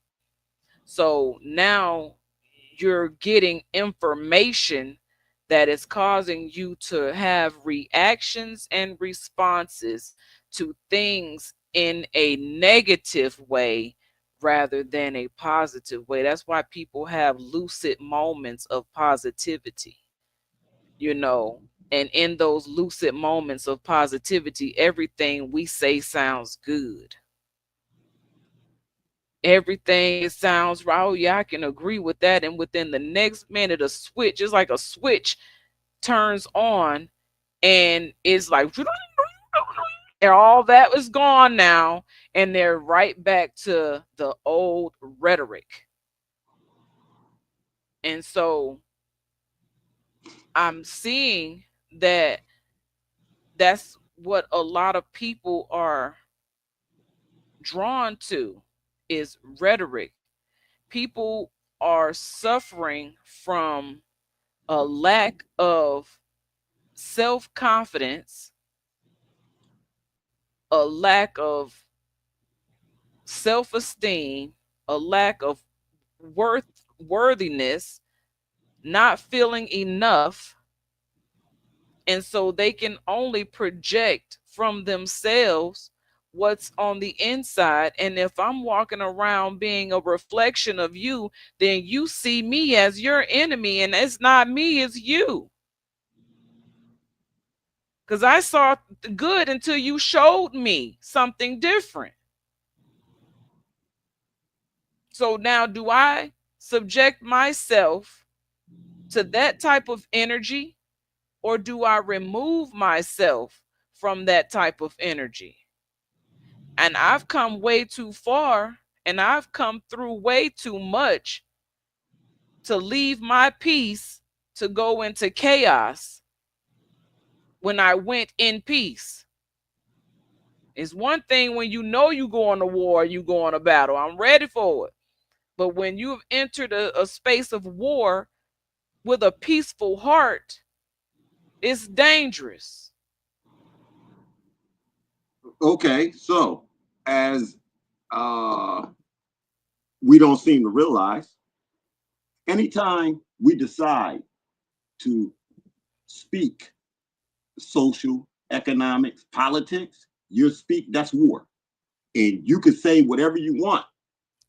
We can say whatever we want. We can say, no, it's not. We can say, I'm just expressing my opinion. You can say all of that. At the end of the day, it's war. That's how the other side sees it. That's what they study in their political colleges and their political science classes. It's war. So even you going to work is war. But you don't see it that way because it seems like it's just done in a friendly, peaceful way. Well, try to climb the ladder to the top and see how ugly it gets. Let there only be a few jobs and you're going to see how ugly it gets. Let them go on strike and you try to cross that line. You're going to see how ugly it gets. It's that ugly every single day, but we don't want to see it that way. Oh, this is nice. That's the like a person is real dirty, but they put on the clean, fine clothing. So you're only looking at their clothing and jewelry, talking about how nice they are and stuff like that. But inside of this is a dirty, nasty person. Your pastor, half the people, producers and stuff in Hollywood, we finding out. Some of the people in the middle of your city, everybody's dressed fine, but their insides are dirty. That part. War. And we don't get it. So there is like the whole group of Masons, they know we're at war every day. That's why I can confidently say every day of the week, 365 people get up and go to work against all of us. How many of us sit down together to go to work for ourselves? Period. And notice I didn't say go against nobody or anything. All I said was go to work for ourselves. How many of them? Oh, so hey, here goes the flaw. Here's where we're losing at because we don't understand. So we watch TV and we think like we don't, or I'm not gonna say we think. I'm gonna say we watch these television shows. We watch things like Power and other stuff. When there's movies about like Caesar in Rome, Queen Elizabeth in England during their time of existence, and what we are living today from them. Oh, Laz is here. Peace. He was trying to get in. He said he wanted to get in tonight. Oh yeah, that's what's up. So I can send the you gonna put request. it in the chat? Yeah. Okay. So Queen Elizabeth said there must be perpetual war. What is perpetual war? It's an ongoing war. It's a never ending war. We Say don't that want we don't want war. We're not. Why speak of war and we're not coming in war? I'm not. I'm trying to show you something, Side Star. Or you're not coming in war, but what we are doing is war. It is. It's just war. We can say it. Warfare. I mean, yes. It's war. And so you and I say spiritual warfare. The people in the Pentagon ain't thinking about no spiritual warfare. That's not how they dealing with it. Yes, sir, Brother Lazarus. I see you. That's not how they deal with this. It's not a spiritual warfare for them. You and I keep saying it's a spiritual warfare. What you and I have to realize is it's war. Queen Elizabeth said there must be perpetual war. And this is what they work on every single day. So they got, oh, I said I was going to do this one day. See this right here? I keep telling y'all, I went to a Martin Luther King camp. I pulled this out today too, looking for something dealing with my moms. This is the book they give us, the Connecticut Center of Nonviolence. This is the book they gave us to teach me that I need to go into the streets and beg for my rights, and I need to do it with a political march, and I can be spit on, beat, and all of that, and I'm not gonna. That's war. That's war. But they got you doing it peacefully, and I'm not saying it like that. I'm just saying it like that because of what they, because of this class. I'm saying it like that peacefully. Ain't nobody stupid.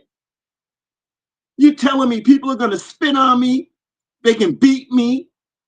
I've seen the examples from the past of hoses and dogs. I'm supposed to let this go for my rights? I mean, is that happening today? Yes, ma'am. I just took this class in 2015.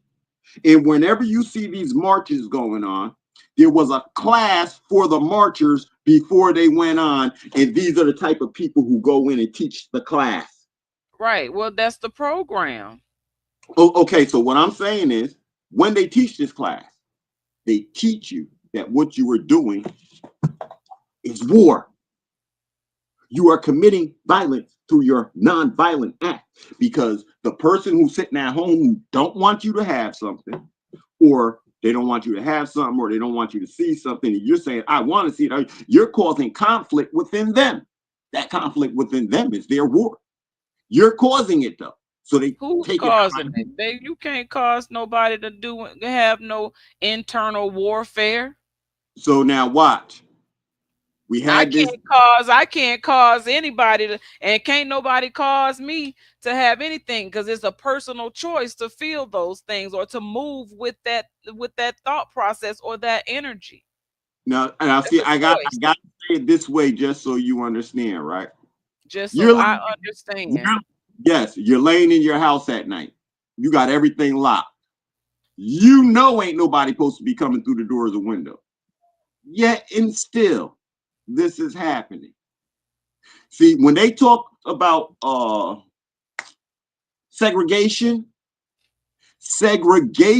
is a way of saying my house and window, my doors are locked, my house is locked. Now here comes somebody talking against segregation. I feel a little unnervous now because I want segregation. They don't. Okay, hold on, because that's not where I was going with anything, and how this episode started, and you turning the energy into something that I'm not really feeling comfortable with at the moment, and I don't really know how to respond to you. You've been expressing, and I'm gonna play the song that I was gonna play next anyway, prior to you coming in, but that's what's finna happen at this point. I'm so sick of people on the internet playing. It's so full of trickery and scams. I've given enough time, information to formulate who I am. Do with it as you will. There's only one me, Akshita V, coming soon to theaters near you. It's time y'all know who we are though, cause I'm not alone. Hey yo, Keon, talk to him. I'm taking notes to figure it out on my own.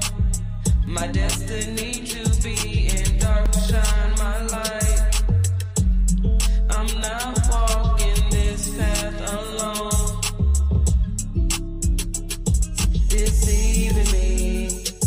Deceiving me instead of receiving me. Believe in me, deceiving me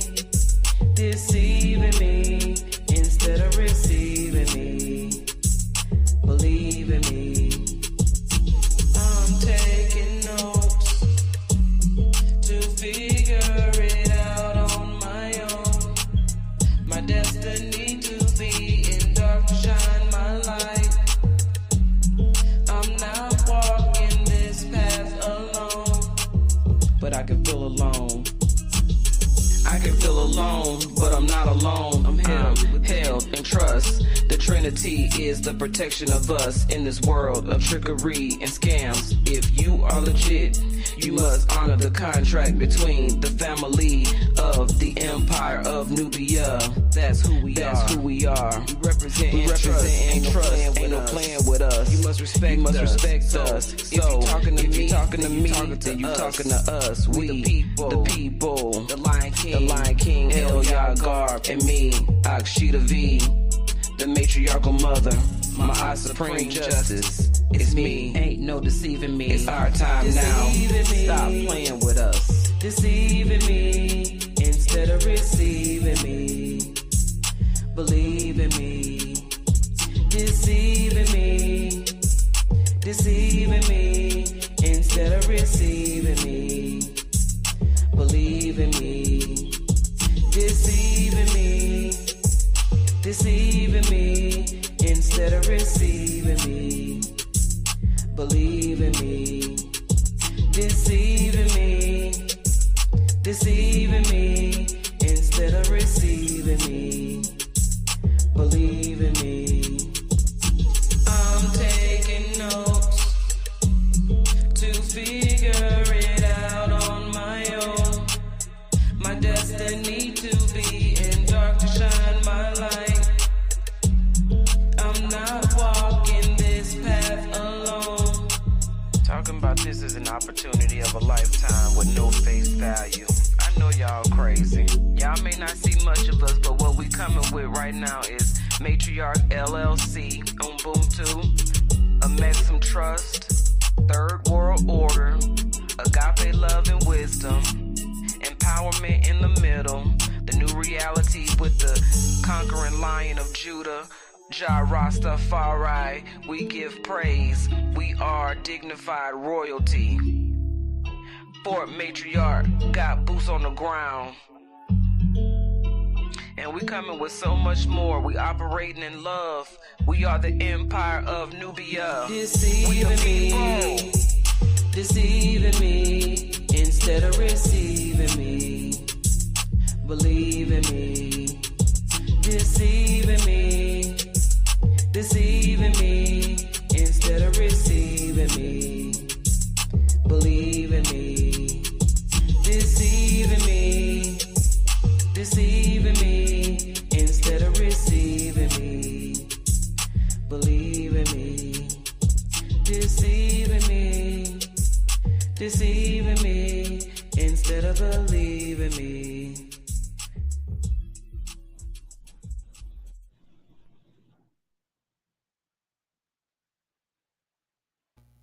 Islamism.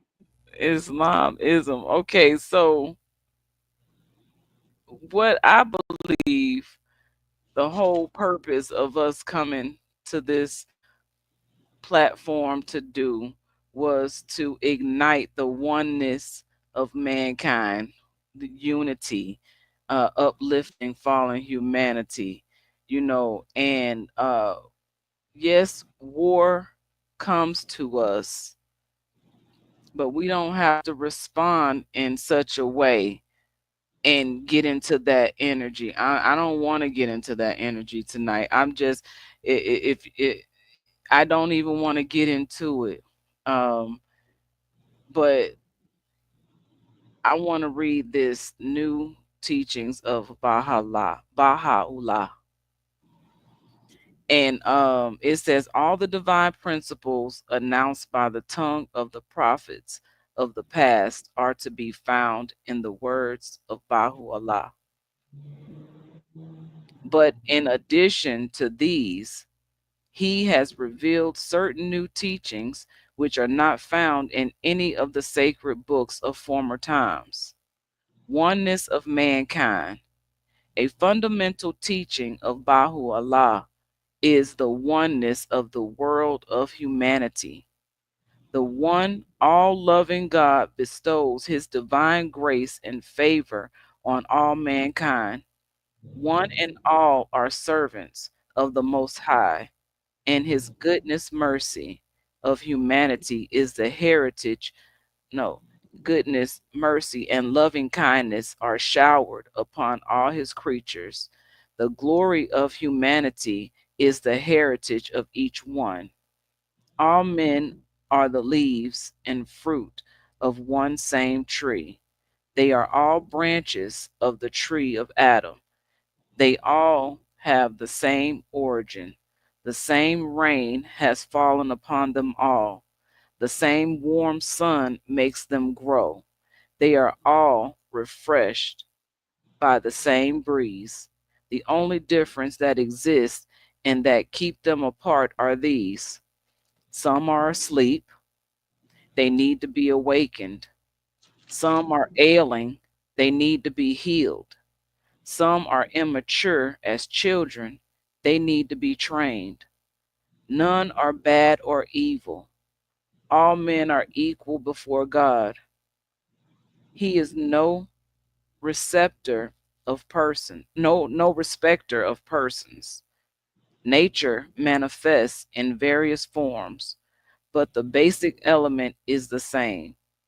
There's unity of essence, but variety of expression.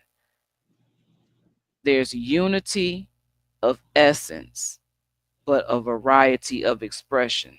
So we're not all going to be expressive in our walk the same way. We don't all even dress the same way. And how we dress is an expression, an outward expression of how we want to be seen, or how we want the impression that we want to leave on those who have the ability to lay eyes upon us. So we put care into our appearance so that we can present ourselves in such a way. I like this book. I'm going to read more about this because I truly believe that. I was just saying the other day, it's time for truth to be spoken on a level of healing the broken places. Because see, I even said in one of my songs, I don't care who sees the struggle, I'm tired of hiding my scars. So this, I'm listening to some of my music here in the past day, and I'm hearing how what I was saying then is relevant to what I need to be hearing today. And it ain't about being at war with anybody except for the energies that are attacking me for being me. And I haven't done anything wrong to anyone except for be myself and live in my truth. And if anyone has a problem or take issue with that, you need to look in the mirror and deal with your own reflection and how you feel about you, not me, because I'm working on me effectively. So people will be healed by the truth. Because if we're continuing to hide things, then there's no revealing. It's like when you have a cut, the wound, you could put a band-aid on it, but a band-aid is going to hold in moisture, and germs and things like to exist around and grow in moisture. But if you go ahead and take the sting out of it by putting some alcohol peroxide, some witch hazel on it, and let it air dry, it heals better, and there's less of a chance of leaving a scar, or the scar won't be as big, whatever. Nonetheless,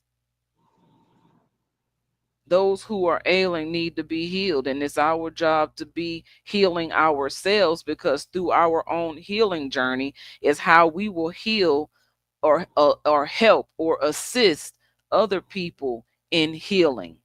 Mind, body, and soul. This is holistic healing for the mind, the body, and the soul. And that's what the matriarch stands upon: holistic healing. We must be healing self in order to assist others on the journey of healing. Because there's no way that people will be able to escape the programming unless they go through a process of healing. And a process of healing is also entailed in how we eat, what we are consuming, how we are consuming, what we're listening to, what we're looking at, the environments we're placing ourselves in. Yes, baby, I'm on the show.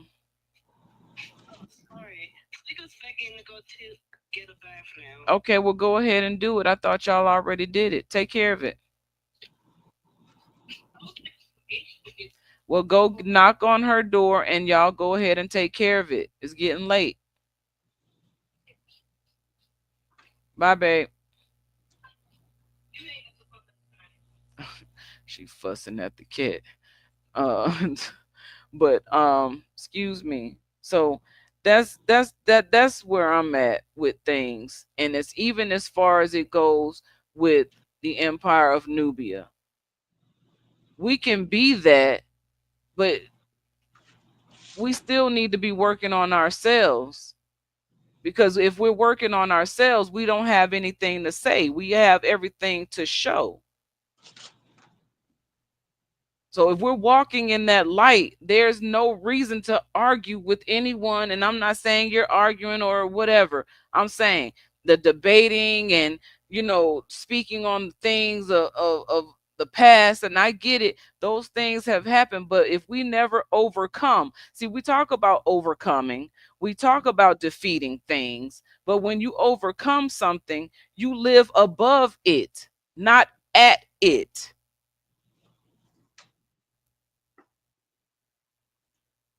So we have to be talking about elevation and ascension. We talk about that, but then we still digging our feet in what happened in the past. What you saying ain't no different than listening to Shabaka talk about the stuff he talk about. Only you're just talking about something different in the same energy, though. Well, the same energy. Well, okay, so the difference. When I talk about it, I speak from exactly a free person's position.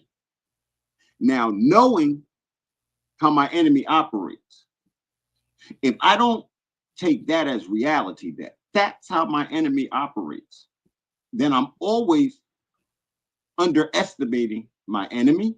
If God be for you, who can be against you?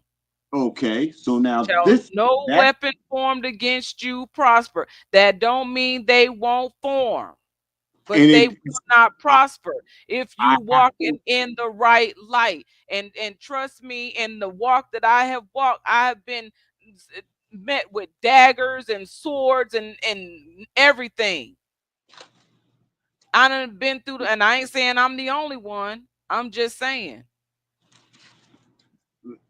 I can only speak from my experience with what we're speaking on. And I do have the right to speak on it because I have been through. I'm not saying that you don't have a right to say anything. There are certain things in the way we say it. Those who are less informed than us take that at heart the way it was said. Who's less informed that takes what at heart that said?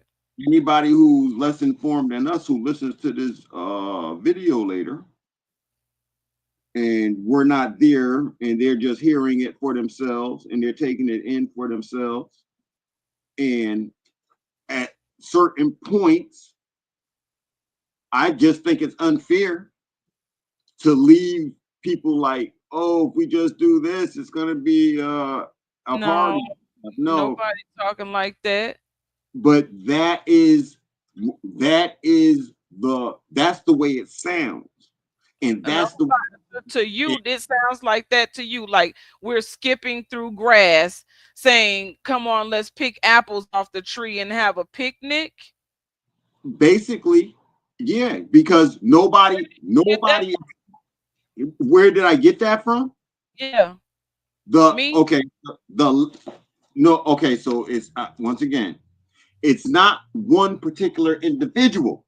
I did not see this in my head based upon me and you and what we've been talking about. I seen this from from the time when I realized, oh wait, these people playing with the prophet's words. They keep telling people everything gonna be all right. All you got to do is get yourself. But are we forgetting there are over 300 people who go sit on the other side of the table to make sure that you're not as happy as you think you're gonna be. So this is that to me, that meant that idea was to bring people into these temples and to get them to pay there at that temple, and then that temple is secure, and then whatever people go through at home, that's what they go through. We didn't face the reality of what they were going through at home anyway. We keep telling everybody about themselves, which is true. If we don't balance it with We. the other side, say that again. Who is we that's telling people? Myself and Because other I'm leaders, not telling people anything. myself and other leaders. And so sometimes the things that all of us say leave an impression. And so if the impression that we just leave is all you got to do is work on yourself. When everybody works on themselves, the rest of this stuff will work itself out. But I'm didn't we just talk about the issue being the injections, the immunizations, and the fact that the bodies and the minds are being manipulated by and, sources outside of self? So people aren't even aware of what it is that you're talking about. So people have to get into this. You what I'm saying is, if you still eating Burger King, I still eat that stuff every now and then, and I feel the changes in my vibration and my focus and things like that. And I have to go through a process of detoxing myself so I can get back to a focused mindset. Now, I don't eat like that all the time, but when I do notice. So I try to make better choices and decisions on how I eat because I like to feel better. Ask Aisha. I think it's upstairs. okay, and I smoke cigarettes Under and the I sink in the bathroom, in y'all's bathroom upstairs. Look under the sink. Okay, well, yeah. Okay. I don't know. It's got you had it in your stuff, Aisha.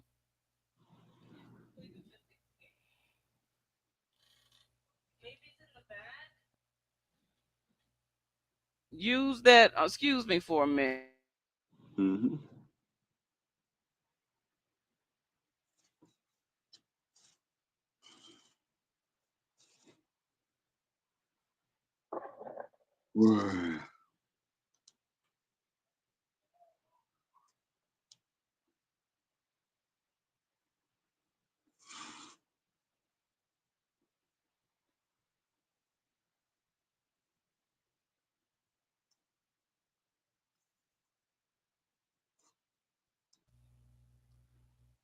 All right.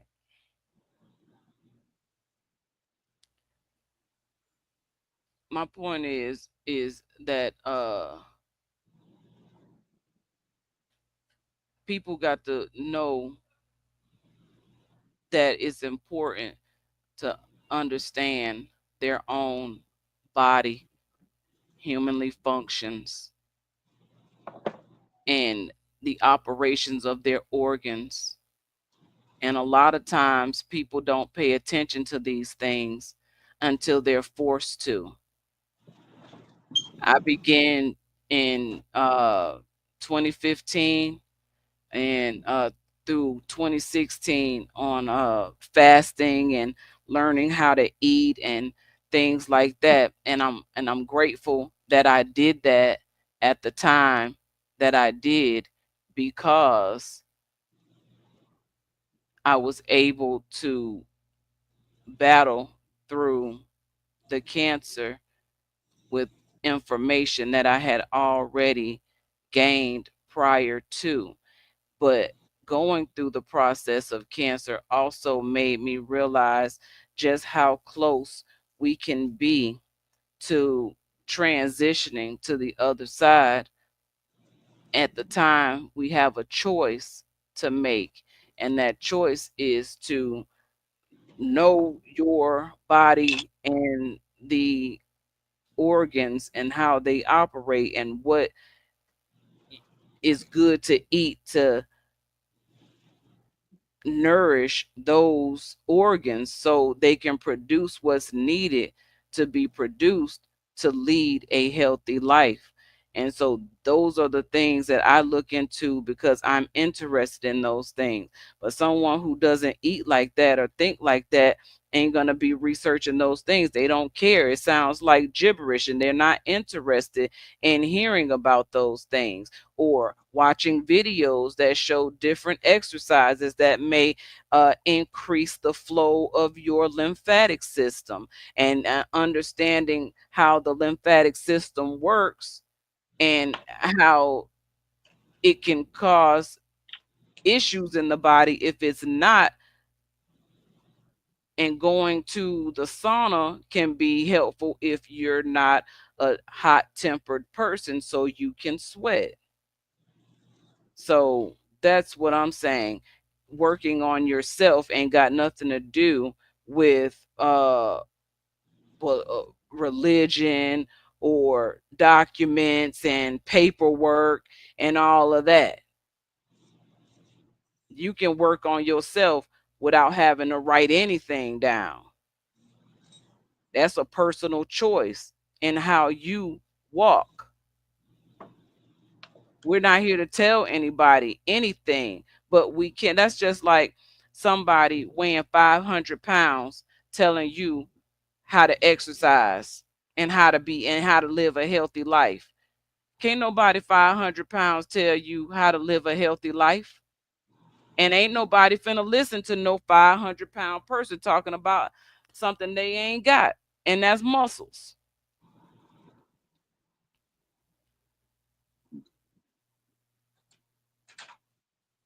That ain't got nothing to do with paperwork.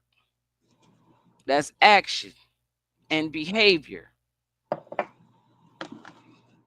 So if people tend to those things, it won't be a need to talk about anything because what's understood needs no explanation.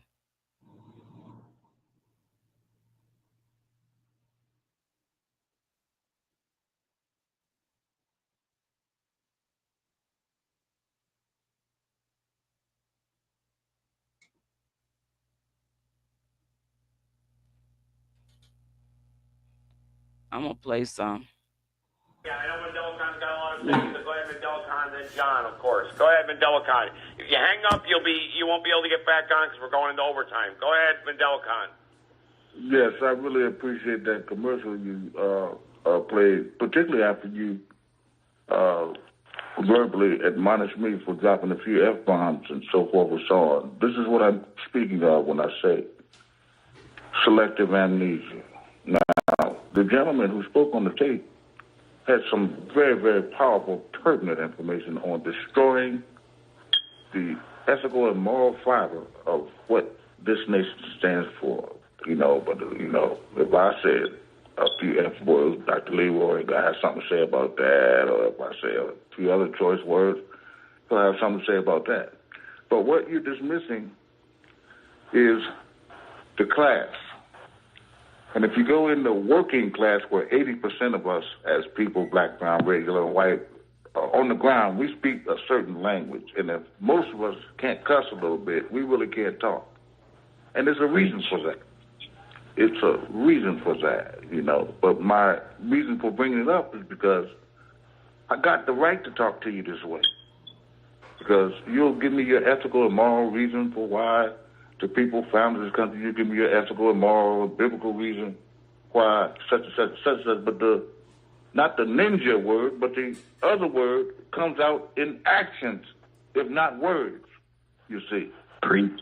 Because the sovereignty and integrity and dignity and independence that started this thing has got to be the collective thing that ends it. So under the jingoism of white power or black power in America, that's just nationalism. It has nothing to do with the international war crime that we are all guilty of by violating the sovereignty, integrity, and dignity of the other nations under the guise of the flag, Confederate and red, white, and blue, the eagle. I go anywhere where I want. And I drop my pigeon shit, my hawk shit, and my eagle shit on who I want to drop it on. And then come back and tell me, Mandela Khan, but you got to honor the law because you live in this country, Mandela Khan. No. That's the selective amnesia that I'm helping you remember what you forgot or what you don't want to recognize.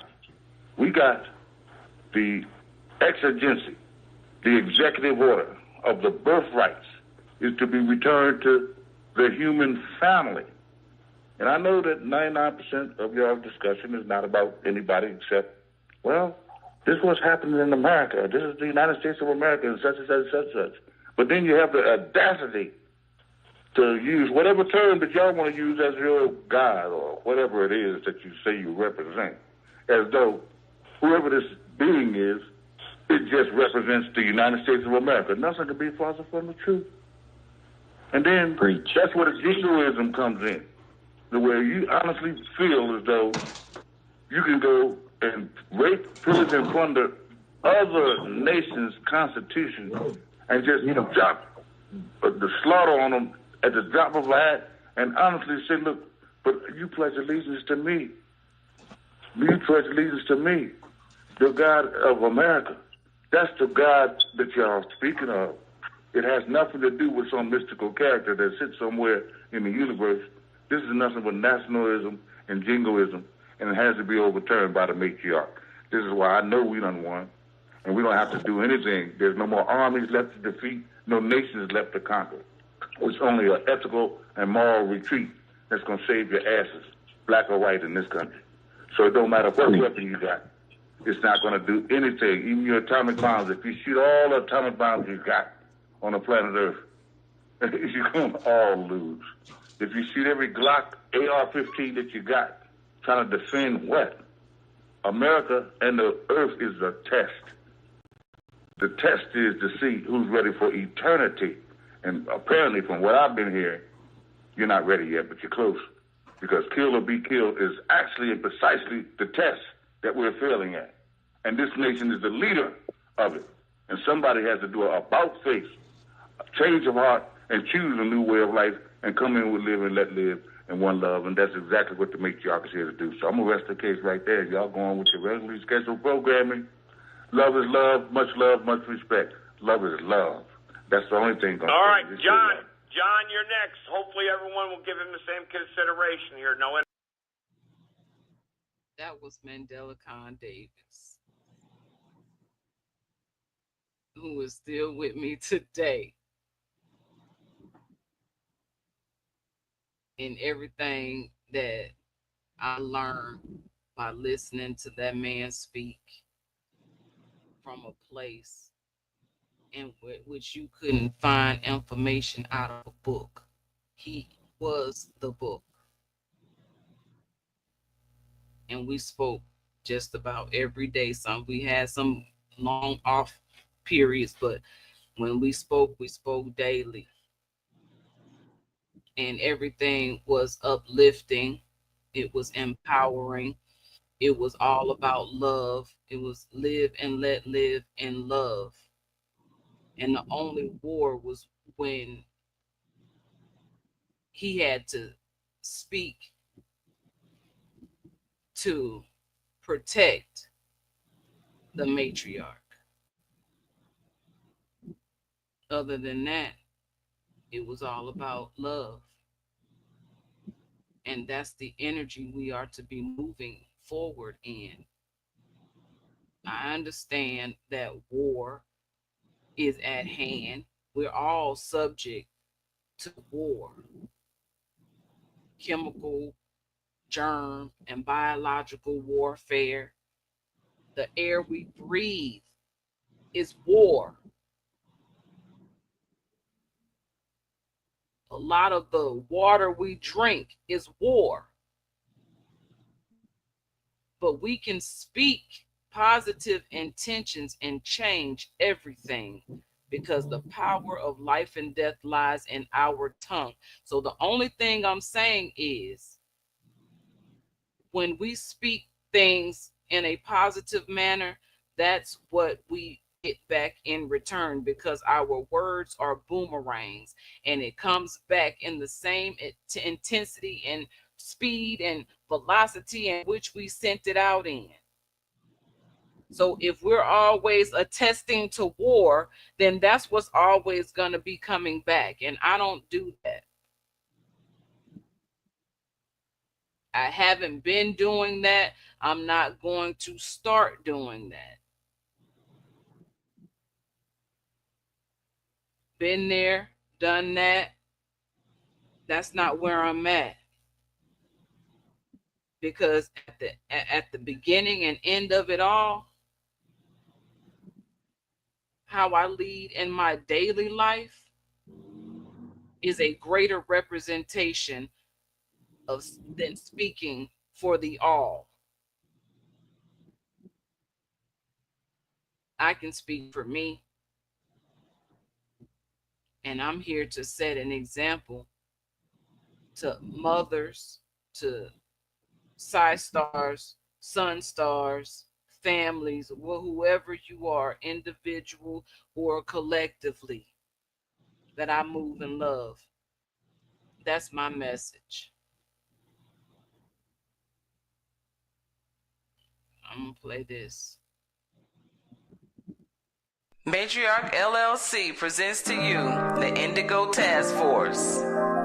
We stand against genocide, Mothers around and the unusual world. crime against women and children, population control, germ, chemical, and biological warfare, along with the invasion of foreigners operating on our land, usurping the people and the resources unlawfully. Indigo Task Force. Mothers are the overseers of the growth and development of our youth. We are the Total Recall, the Indigo Task Force, the Total Recall of the Matriarch. We stand against genocide, cruel, and unusual crime against women and children, population control, germ, chemical, and biological warfare.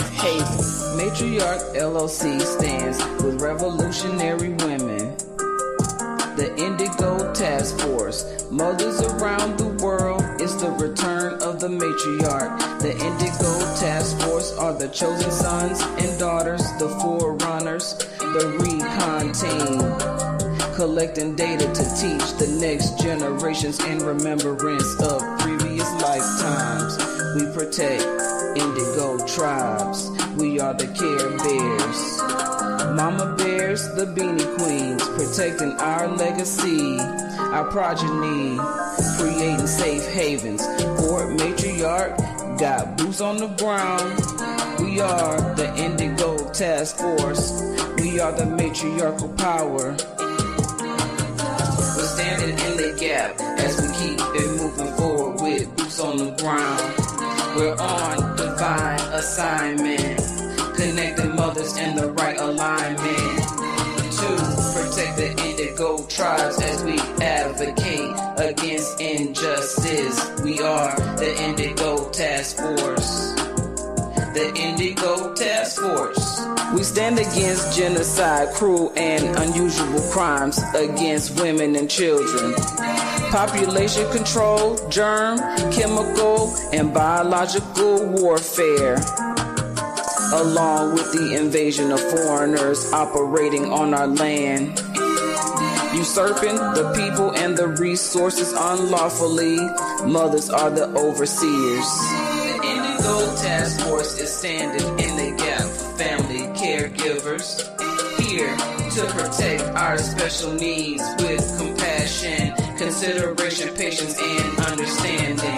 We stand in the gap for the mental health crisis we are faced with internally and externally. We form up like ants, information and unity.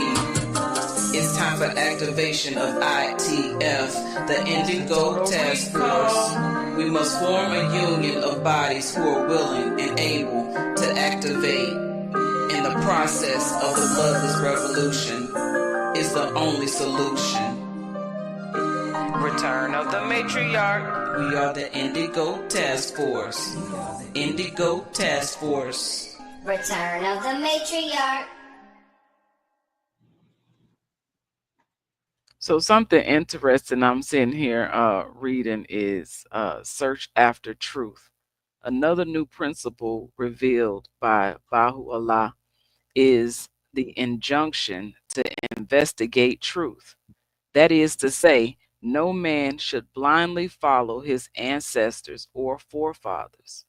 Nay, each must see with his own eyes, hear with his own ears, and investigate truth himself in order that he may follow the truth instead of blind acquiescence and in imitation of ancestral beliefs.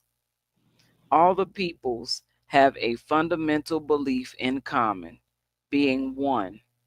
Truth cannot be divided, and the differences that appear to exist among nations only result from their attachment to prejudice. If only men would search out truth, they would find themselves united. In order to find truth, we must give up our prejudices, our, our own small trivial notions. An open, receptive mind is essential. If our chalice is full of self, there is no room in it for the water of life. The fact that we imagine ourselves to be right and everybody else wrong is the greatest of all obstacles in the path towards unity, and unity is necessary if we would reach truth, for truth is one. Science must be accepted. No one truth can contradict another truth. Light is good in whatsoever lamp it is burning. A rose is beautiful in whatever so garden it may bloom. That's powerful. These are some very powerful words. We must be willing to clear away all that we have previously learned, all that would clog our steps on the way to truth. We must not shrink, if necessary, from beginning our education all over again. Something my mother told me was to always remain teachable when I left for the Army. And that was one of the things that stuck with me even to this day, to always remain teachable. We don't ever stop learning. Every situation is a situation to learn something new if we're present. You must be present in the moment to see what it is with your own eyes, to hear what you heard with your own ears, not somebody telling you, did you hear such and such, or did you see such and such? Something that you can observe for yourself. And if you can't observe it for yourself, then question it. Always question where people are leading you, and know that that's a route that you would have taken out of your own mind. And this is how I operate. I'll go along, but I'm not with the get along. So I'm on my own journey, just like everyone else is on their own journey. But if we're not moving and seeking after truth, we're not moving into the mindset of one or the mindset of unity. It's still division. It's still a reason to feel that what you're saying is right and what someone else is saying is wrong, and trying to prove your point, which leads to arguments and convincing.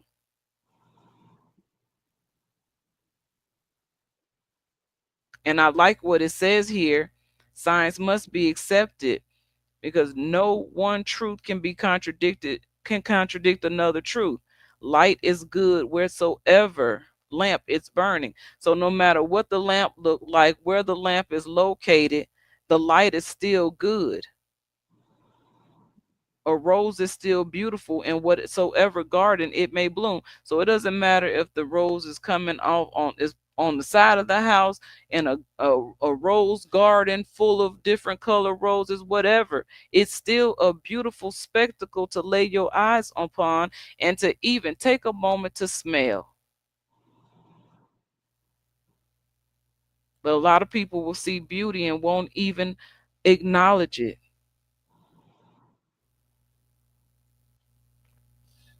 So this conversation has taken a shift, and your lighting just completely went dark.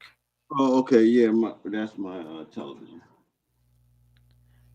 The black screen came on. But I'm just sharing, this is where the shift has brought me, and how I have become to the state of which I am and speaking in, because a lot of things have just shifted in my heart over this past journey, and I know that it's imperative that I take this time ahead to focus on my spiritual well-being, because I can't do nothing for nobody if I ain't taking care of me. And this is what I have learned through my journey and my process of life. I can't do nothing for nobody without first doing something for me. And so I'm turning through this book, and I see the equality of man and woman. He, Baha'u'llah, establishes the equality of man and woman. This is a peculiar. This is peculiar to the teaching of Baha'u'llah. For all other religions have placed man above woman. God has created all creatures in couples, man, beast, or vegetable. All the things of these three kingdoms are of two sexes, and there's absolute equality between them. In the two lower kingdoms of nature, there is no question of the superiority of one sex over the other. In the world of humanity, we find a great difference. The female sex is treated as though inferior and is not allowed equal rights and privileges. This condition is due not to nature, but to education. In the divine creation, there is no such distinction. Neither sex is superior to the other in the sight of God. If women receive the same educational advantages as those of men, the result would demonstrate the equality of capacity of both for scholarship. In some respects, woman is superior to man. She is more tender-hearted, more receptive. Her intuition is more intense. In the necessity of life, woman is more instinct with power than man, for to her he owes his very existence. If the mother is educated, then her children will be well taught. When the mother is wise, then will the children be led into the path of wisdom. If the mother be religious, she will show her children how they should love God. If the mother is more moral, she guides her little ones into the ways of uprightness. It is clear, therefore, that the future generation depends on the mothers of today. Therefore, surely God is not pleased that so important an instrument as woman should suffer from want of training in order to attain the perfection desirable and necessary for her great life's work. Divine justice demands that the rights of both sexes should be equally respected, since neither is superior to the other in the eyes of heaven. Dignity before God depends not on sex, but on purity and luminosity of heart. Human virtues belong equally to all. Woman must endeavor then to attain greater perfection, to be man's equal in every respect, to make progress in all in which she has been backward, so that man will be compelled to acknowledge her equality of capacity and attainment. The world of humanity has two wings. One is women and the other men. Not until both wings are equally developed can the bird fly. Should one wing remain weak, flight is impossible. Not until the world of women becomes equal to the world of men in the acquisition of virtues and perfections can success and prosperity be attained as they ought to be. Now, those were some very powerful words. I just read that the world of humanity has two wings. One wing is women and the other wing is men. And until both wings are equally developed, the bird cannot fly. If one wing remains weak, the flight is impossible. So until the world of women becomes equal to the world of men in the acquisition of virtues and perfections, can success and prosperity be attained as they ought to be. Now that's something to think about. That's something serious to think about. And so I'm going to play something.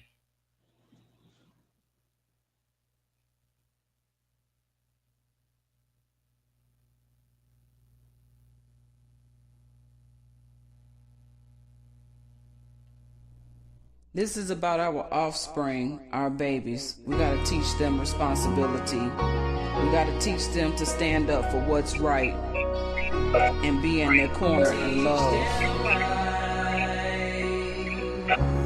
We gotta teach them responsibility. Train them in the way they should go. We gotta teach them right. Hey, yo, Keon, talk to him. We gotta teach them responsibility. Train them in the way they should go. We gotta teach them right. We gotta teach them responsibility. Train them in the way they should go. We gotta teach them right. We gotta teach them responsibility. They gotta learn to stand up on their own 2 feet so they won't miss out on opportunities to be the best versions they can be, with strength, power, and humility. Our children need to display a common courtesy to ask if mom wants to eat. When we look at you, it's you we see. There's no comparison between the siblings. We gotta teach them responsibility. Train them in the way they should go. We gotta teach them right. We gotta teach them responsibility. Train them in the way they should go. We gotta teach them right. gotta teach them about safe space. Teaching people to respect our boundaries. Give me 50 feet. Back up off me. Give me 50 feet. I'm teaching people to respect me. To respect my boundaries. No, that's my no square. No, don't touch me there. Tell the truth in love. Love will prevail to move the veil of hurt, lies, and pain. Hop on the love train. We gotta teach them responsibility. Train them in the way they should go, so we can teach them right. We gotta teach them responsibility. Train them in the way they should go. We gotta teach them right. We gotta teach them responsibilities to stand up on their own 2 feet. We don't want them to miss out on the opportunities to be the best version they can be with a common courtesy, strength, power, and humility. We gotta teach them right.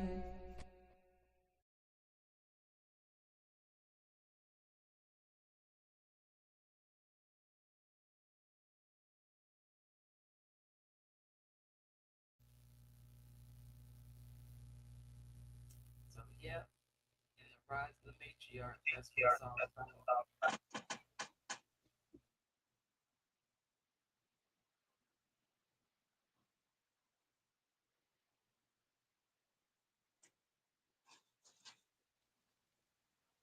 Now there's an echo. So I'm not gonna talk to the echo. I said what I said. And I stand on what I stand. Yes, we will. So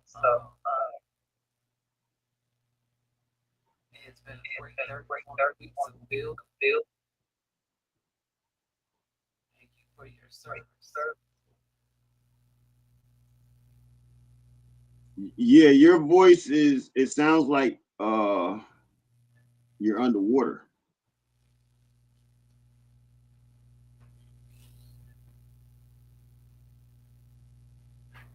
Like I said, I'm not going to speak through the echo. You don't mute. It's going to echo. So I don't know what it sounds like at this point, but would you like to add anything?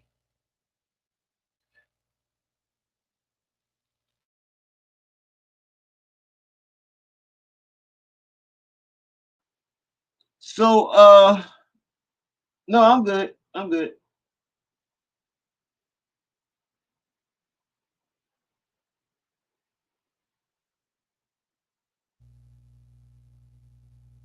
I'm steady on this road, on this journey to brighter days. On a journey within. Illuminate my soul, light my way. Take me through the night into brighter days. Illuminate my soul, light my way into brighter days. To know thyself is the key to see wisdom in me. To know thyself is the key to see wisdom in me. I'm on a journey within. I set my goals to win. Ancestors light the way, guide me through the past unknown. Lead me to truth, don't fade away. Brighter days await. I've been on a search to find a place to call home. It was through the darkness I roamed, never leaving my children alone. That's why our bond's so strong. This is the journey that set us free. With each step, I became a better me. To know thyself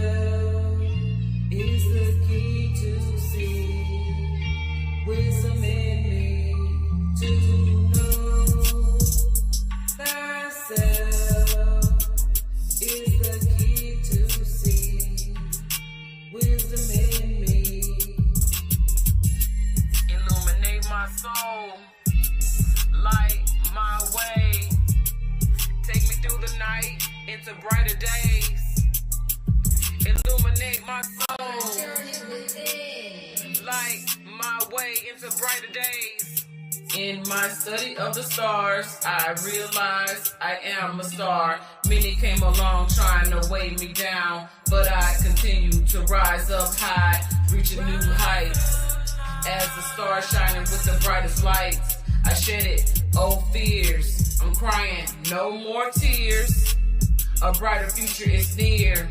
On to brighter days. I'm on to brighter days. Thyself is the key to see wisdom in me to know. Thyself is the key to see wisdom in me. Illuminate my soul, light my way, take me through the night into brighter days.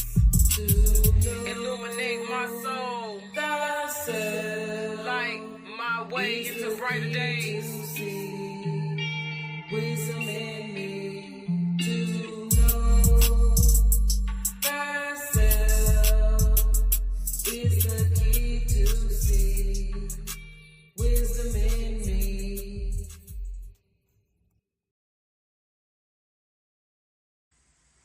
In the Total Recall. Daughters of the matriarch. Total Recall of the matriarch. I said daughters of the matriarch. Total Recall. I call out to you to wake up, to open your eye, to remember who you are, to remember who we are. As we come together and we remember, we shall help each other remember as we move forward and raise the Ethiopian Empire, and remember that it is the matriarch, the mothers, the grandmothers, and the great-grandmothers who stood the test of time for family. It is the backbones of the family. Total Recall. Let there be no mistake. No mistaken. We are here. We never left. We didn't leave. We only forgot. We just forgot. Now it is time we remember. Remember who Daughters you are. of the matriarch. Rise. Rise, moms. The time is now. Total Recall. Return of the matriarch. Return of the matriarch is who we are.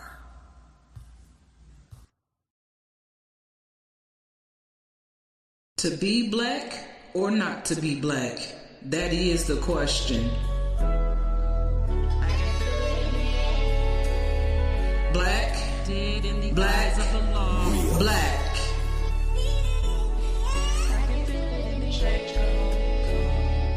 I feel a change coming on. Change is coming. If black, if black was crack, would you still smoke it? If black was whack, would you still back it? Black is dead, so why you still claiming it?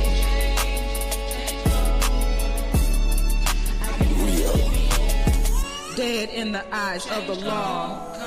Why you still blaming? You become subject to corrupt operations of colorful law based on races to claim you not racist, to make or produce a specified thing or specialize in the art and the skill of race.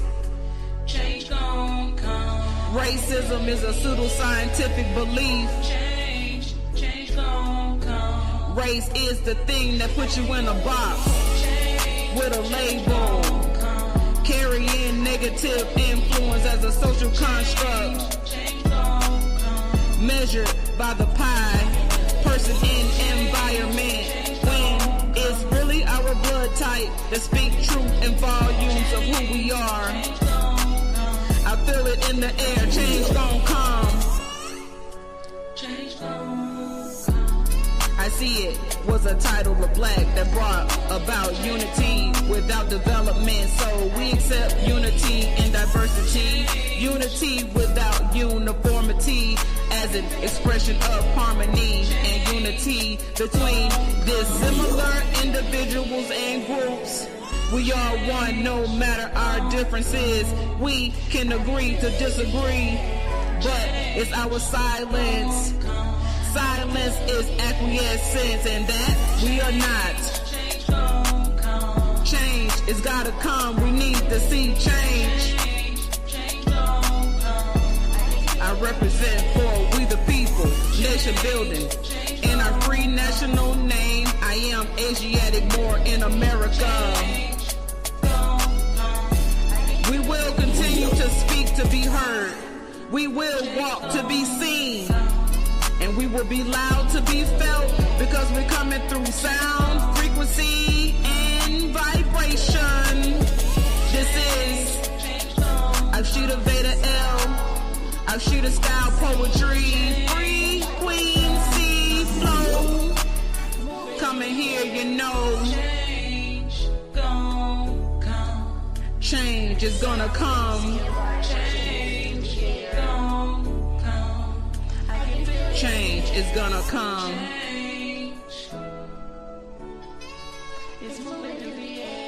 To be black or not to be black. Change is moving through the air.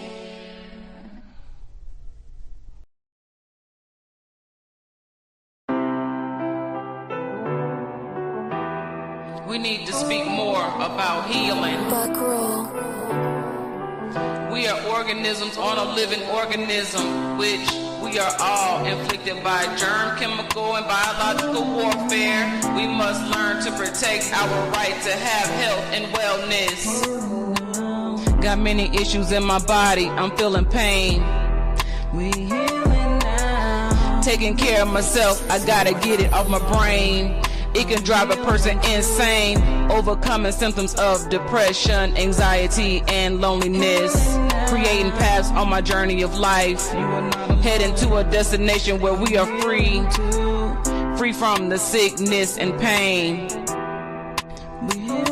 You think I'm crazy, insane, blowing out my membrane, cause I'm walking through pain. My journey's not in vain. I'm walking through pain. I'm healing too. I am an eyewitness to the temporarily insane, walking around lost, ignoring major pain with a heart full of rage. I'm healing too. We are existing in a new age, in a new chapter, on a new page. Release your heart on a new stage. We are free, no longer in a cage. Open your mouth to express and engage. Intelligence is the only game we playing. Upright and independent is how we slaying. Anything else is whack. We asking about what you saying. It's your own mind that you be laying, instead of building for the people. By working on yourself, getting the right mind to get your body tight. We bringing healing all day and all night. We slaying germs on sight. We gotta keep our temples clean to be a lean, mean fighting machine. We healing now. We healing now. You are not alone, cause I'm healing too. Healing too. Yes, we're healing now. You are not alone, cause I'm healing too. I'm healing too. We can choose calm over anxiety. We can focus more over distractions. It's mind over matter. As I take a look at myself in the mirror, in my eyes, I can journey to see ventures in my past lives. I see how I'm being guided towards successful paths. That my blessings will flow, will flow, will flow, will flow, will flow, will overflow in abundance. Having the ability to assist other mothers on the same path. Cause I'm healing too. We will meet along the way and greet in love and grace. We are healing now. You are not alone. Healing too. Yes, we're healing now. Purchase your track today. Yes, we're healing now. I'm healing town. You are not alone, 'cause I'm healing too. We're healing now. I'm healing too. We're on a new chapter, on a new page. We're healing now. Release your heart on a new stage. We are free, no longer in a I'm cage. healing too. Healing now. Open your mouth to express and engage.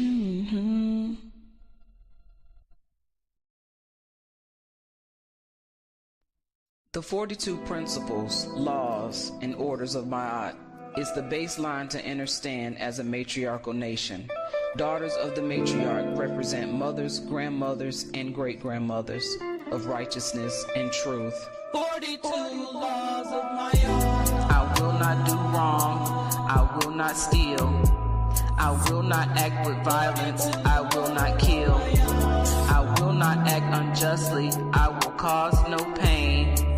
I will not waste food. I will not lie. I will not desecrate holy places. I will not speak evil.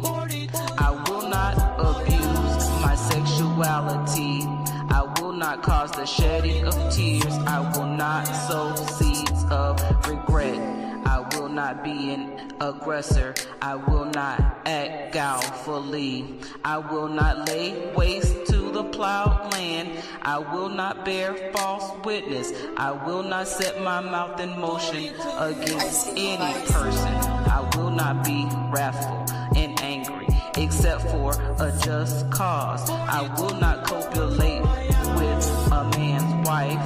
I will not copulate with a woman's husband. I will not pollute myself. I will not cause terror. I will not pollute the earth. I will not speak in anger. I will not turn from words of right and truth. I will not utter curses. I will not initiate a quarrel. I will not be excitable or contentious. I will not be prejudiced. I will not be an eavesdropper. I will not overspeak. I will not commit treason against my ancestors. I will not waste water. I will not do evil. I will not be ignorant. I will not blaspheme Neru, the one most high.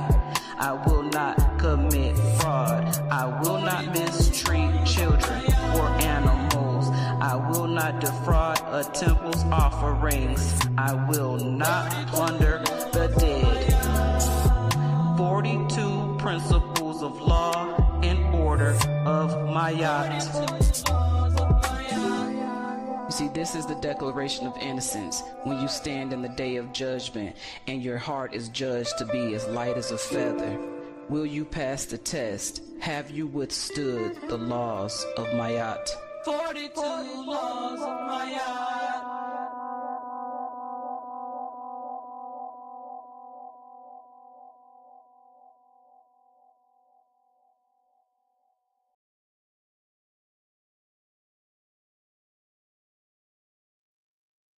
I don't have anything else.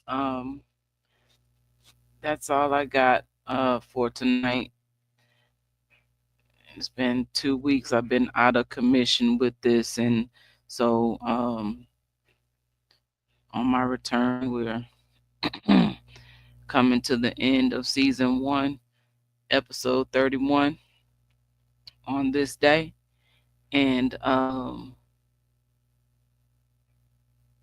if you missed it, watch the replay.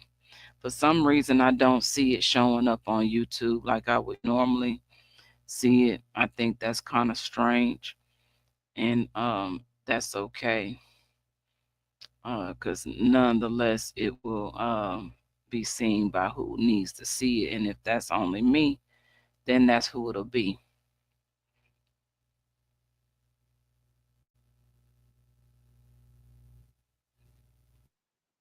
Well, you know me, I say Islamism, peace and love.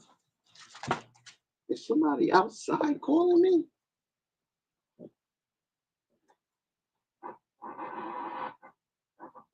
Oh, that would be weird. Oh. Well, peace and love to everyone. So, yeah, I came in late, but I didn't know we was on, so apologies for coming in late.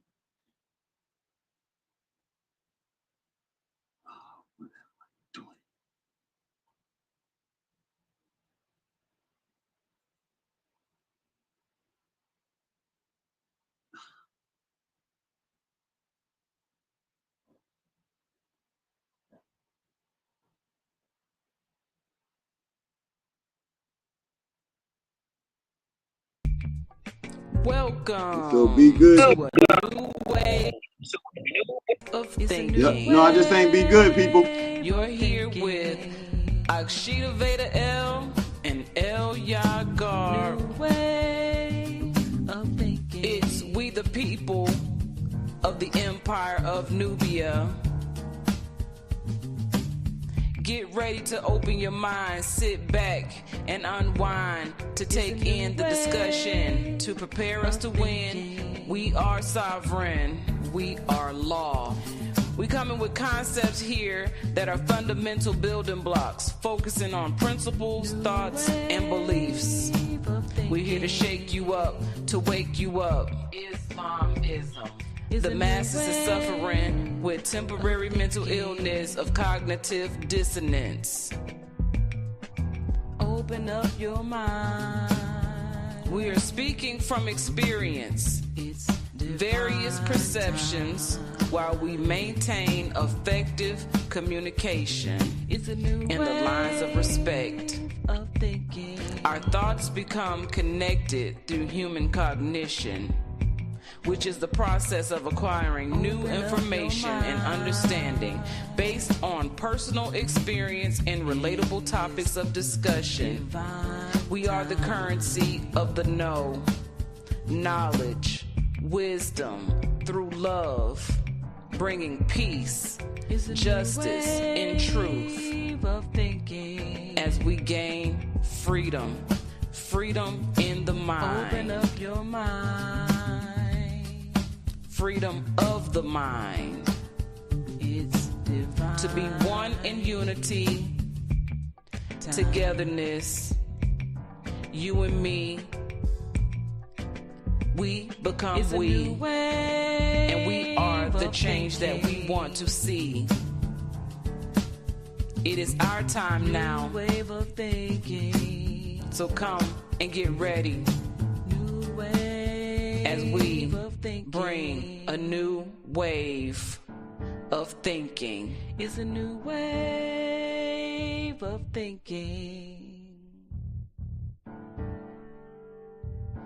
New wave of thinking.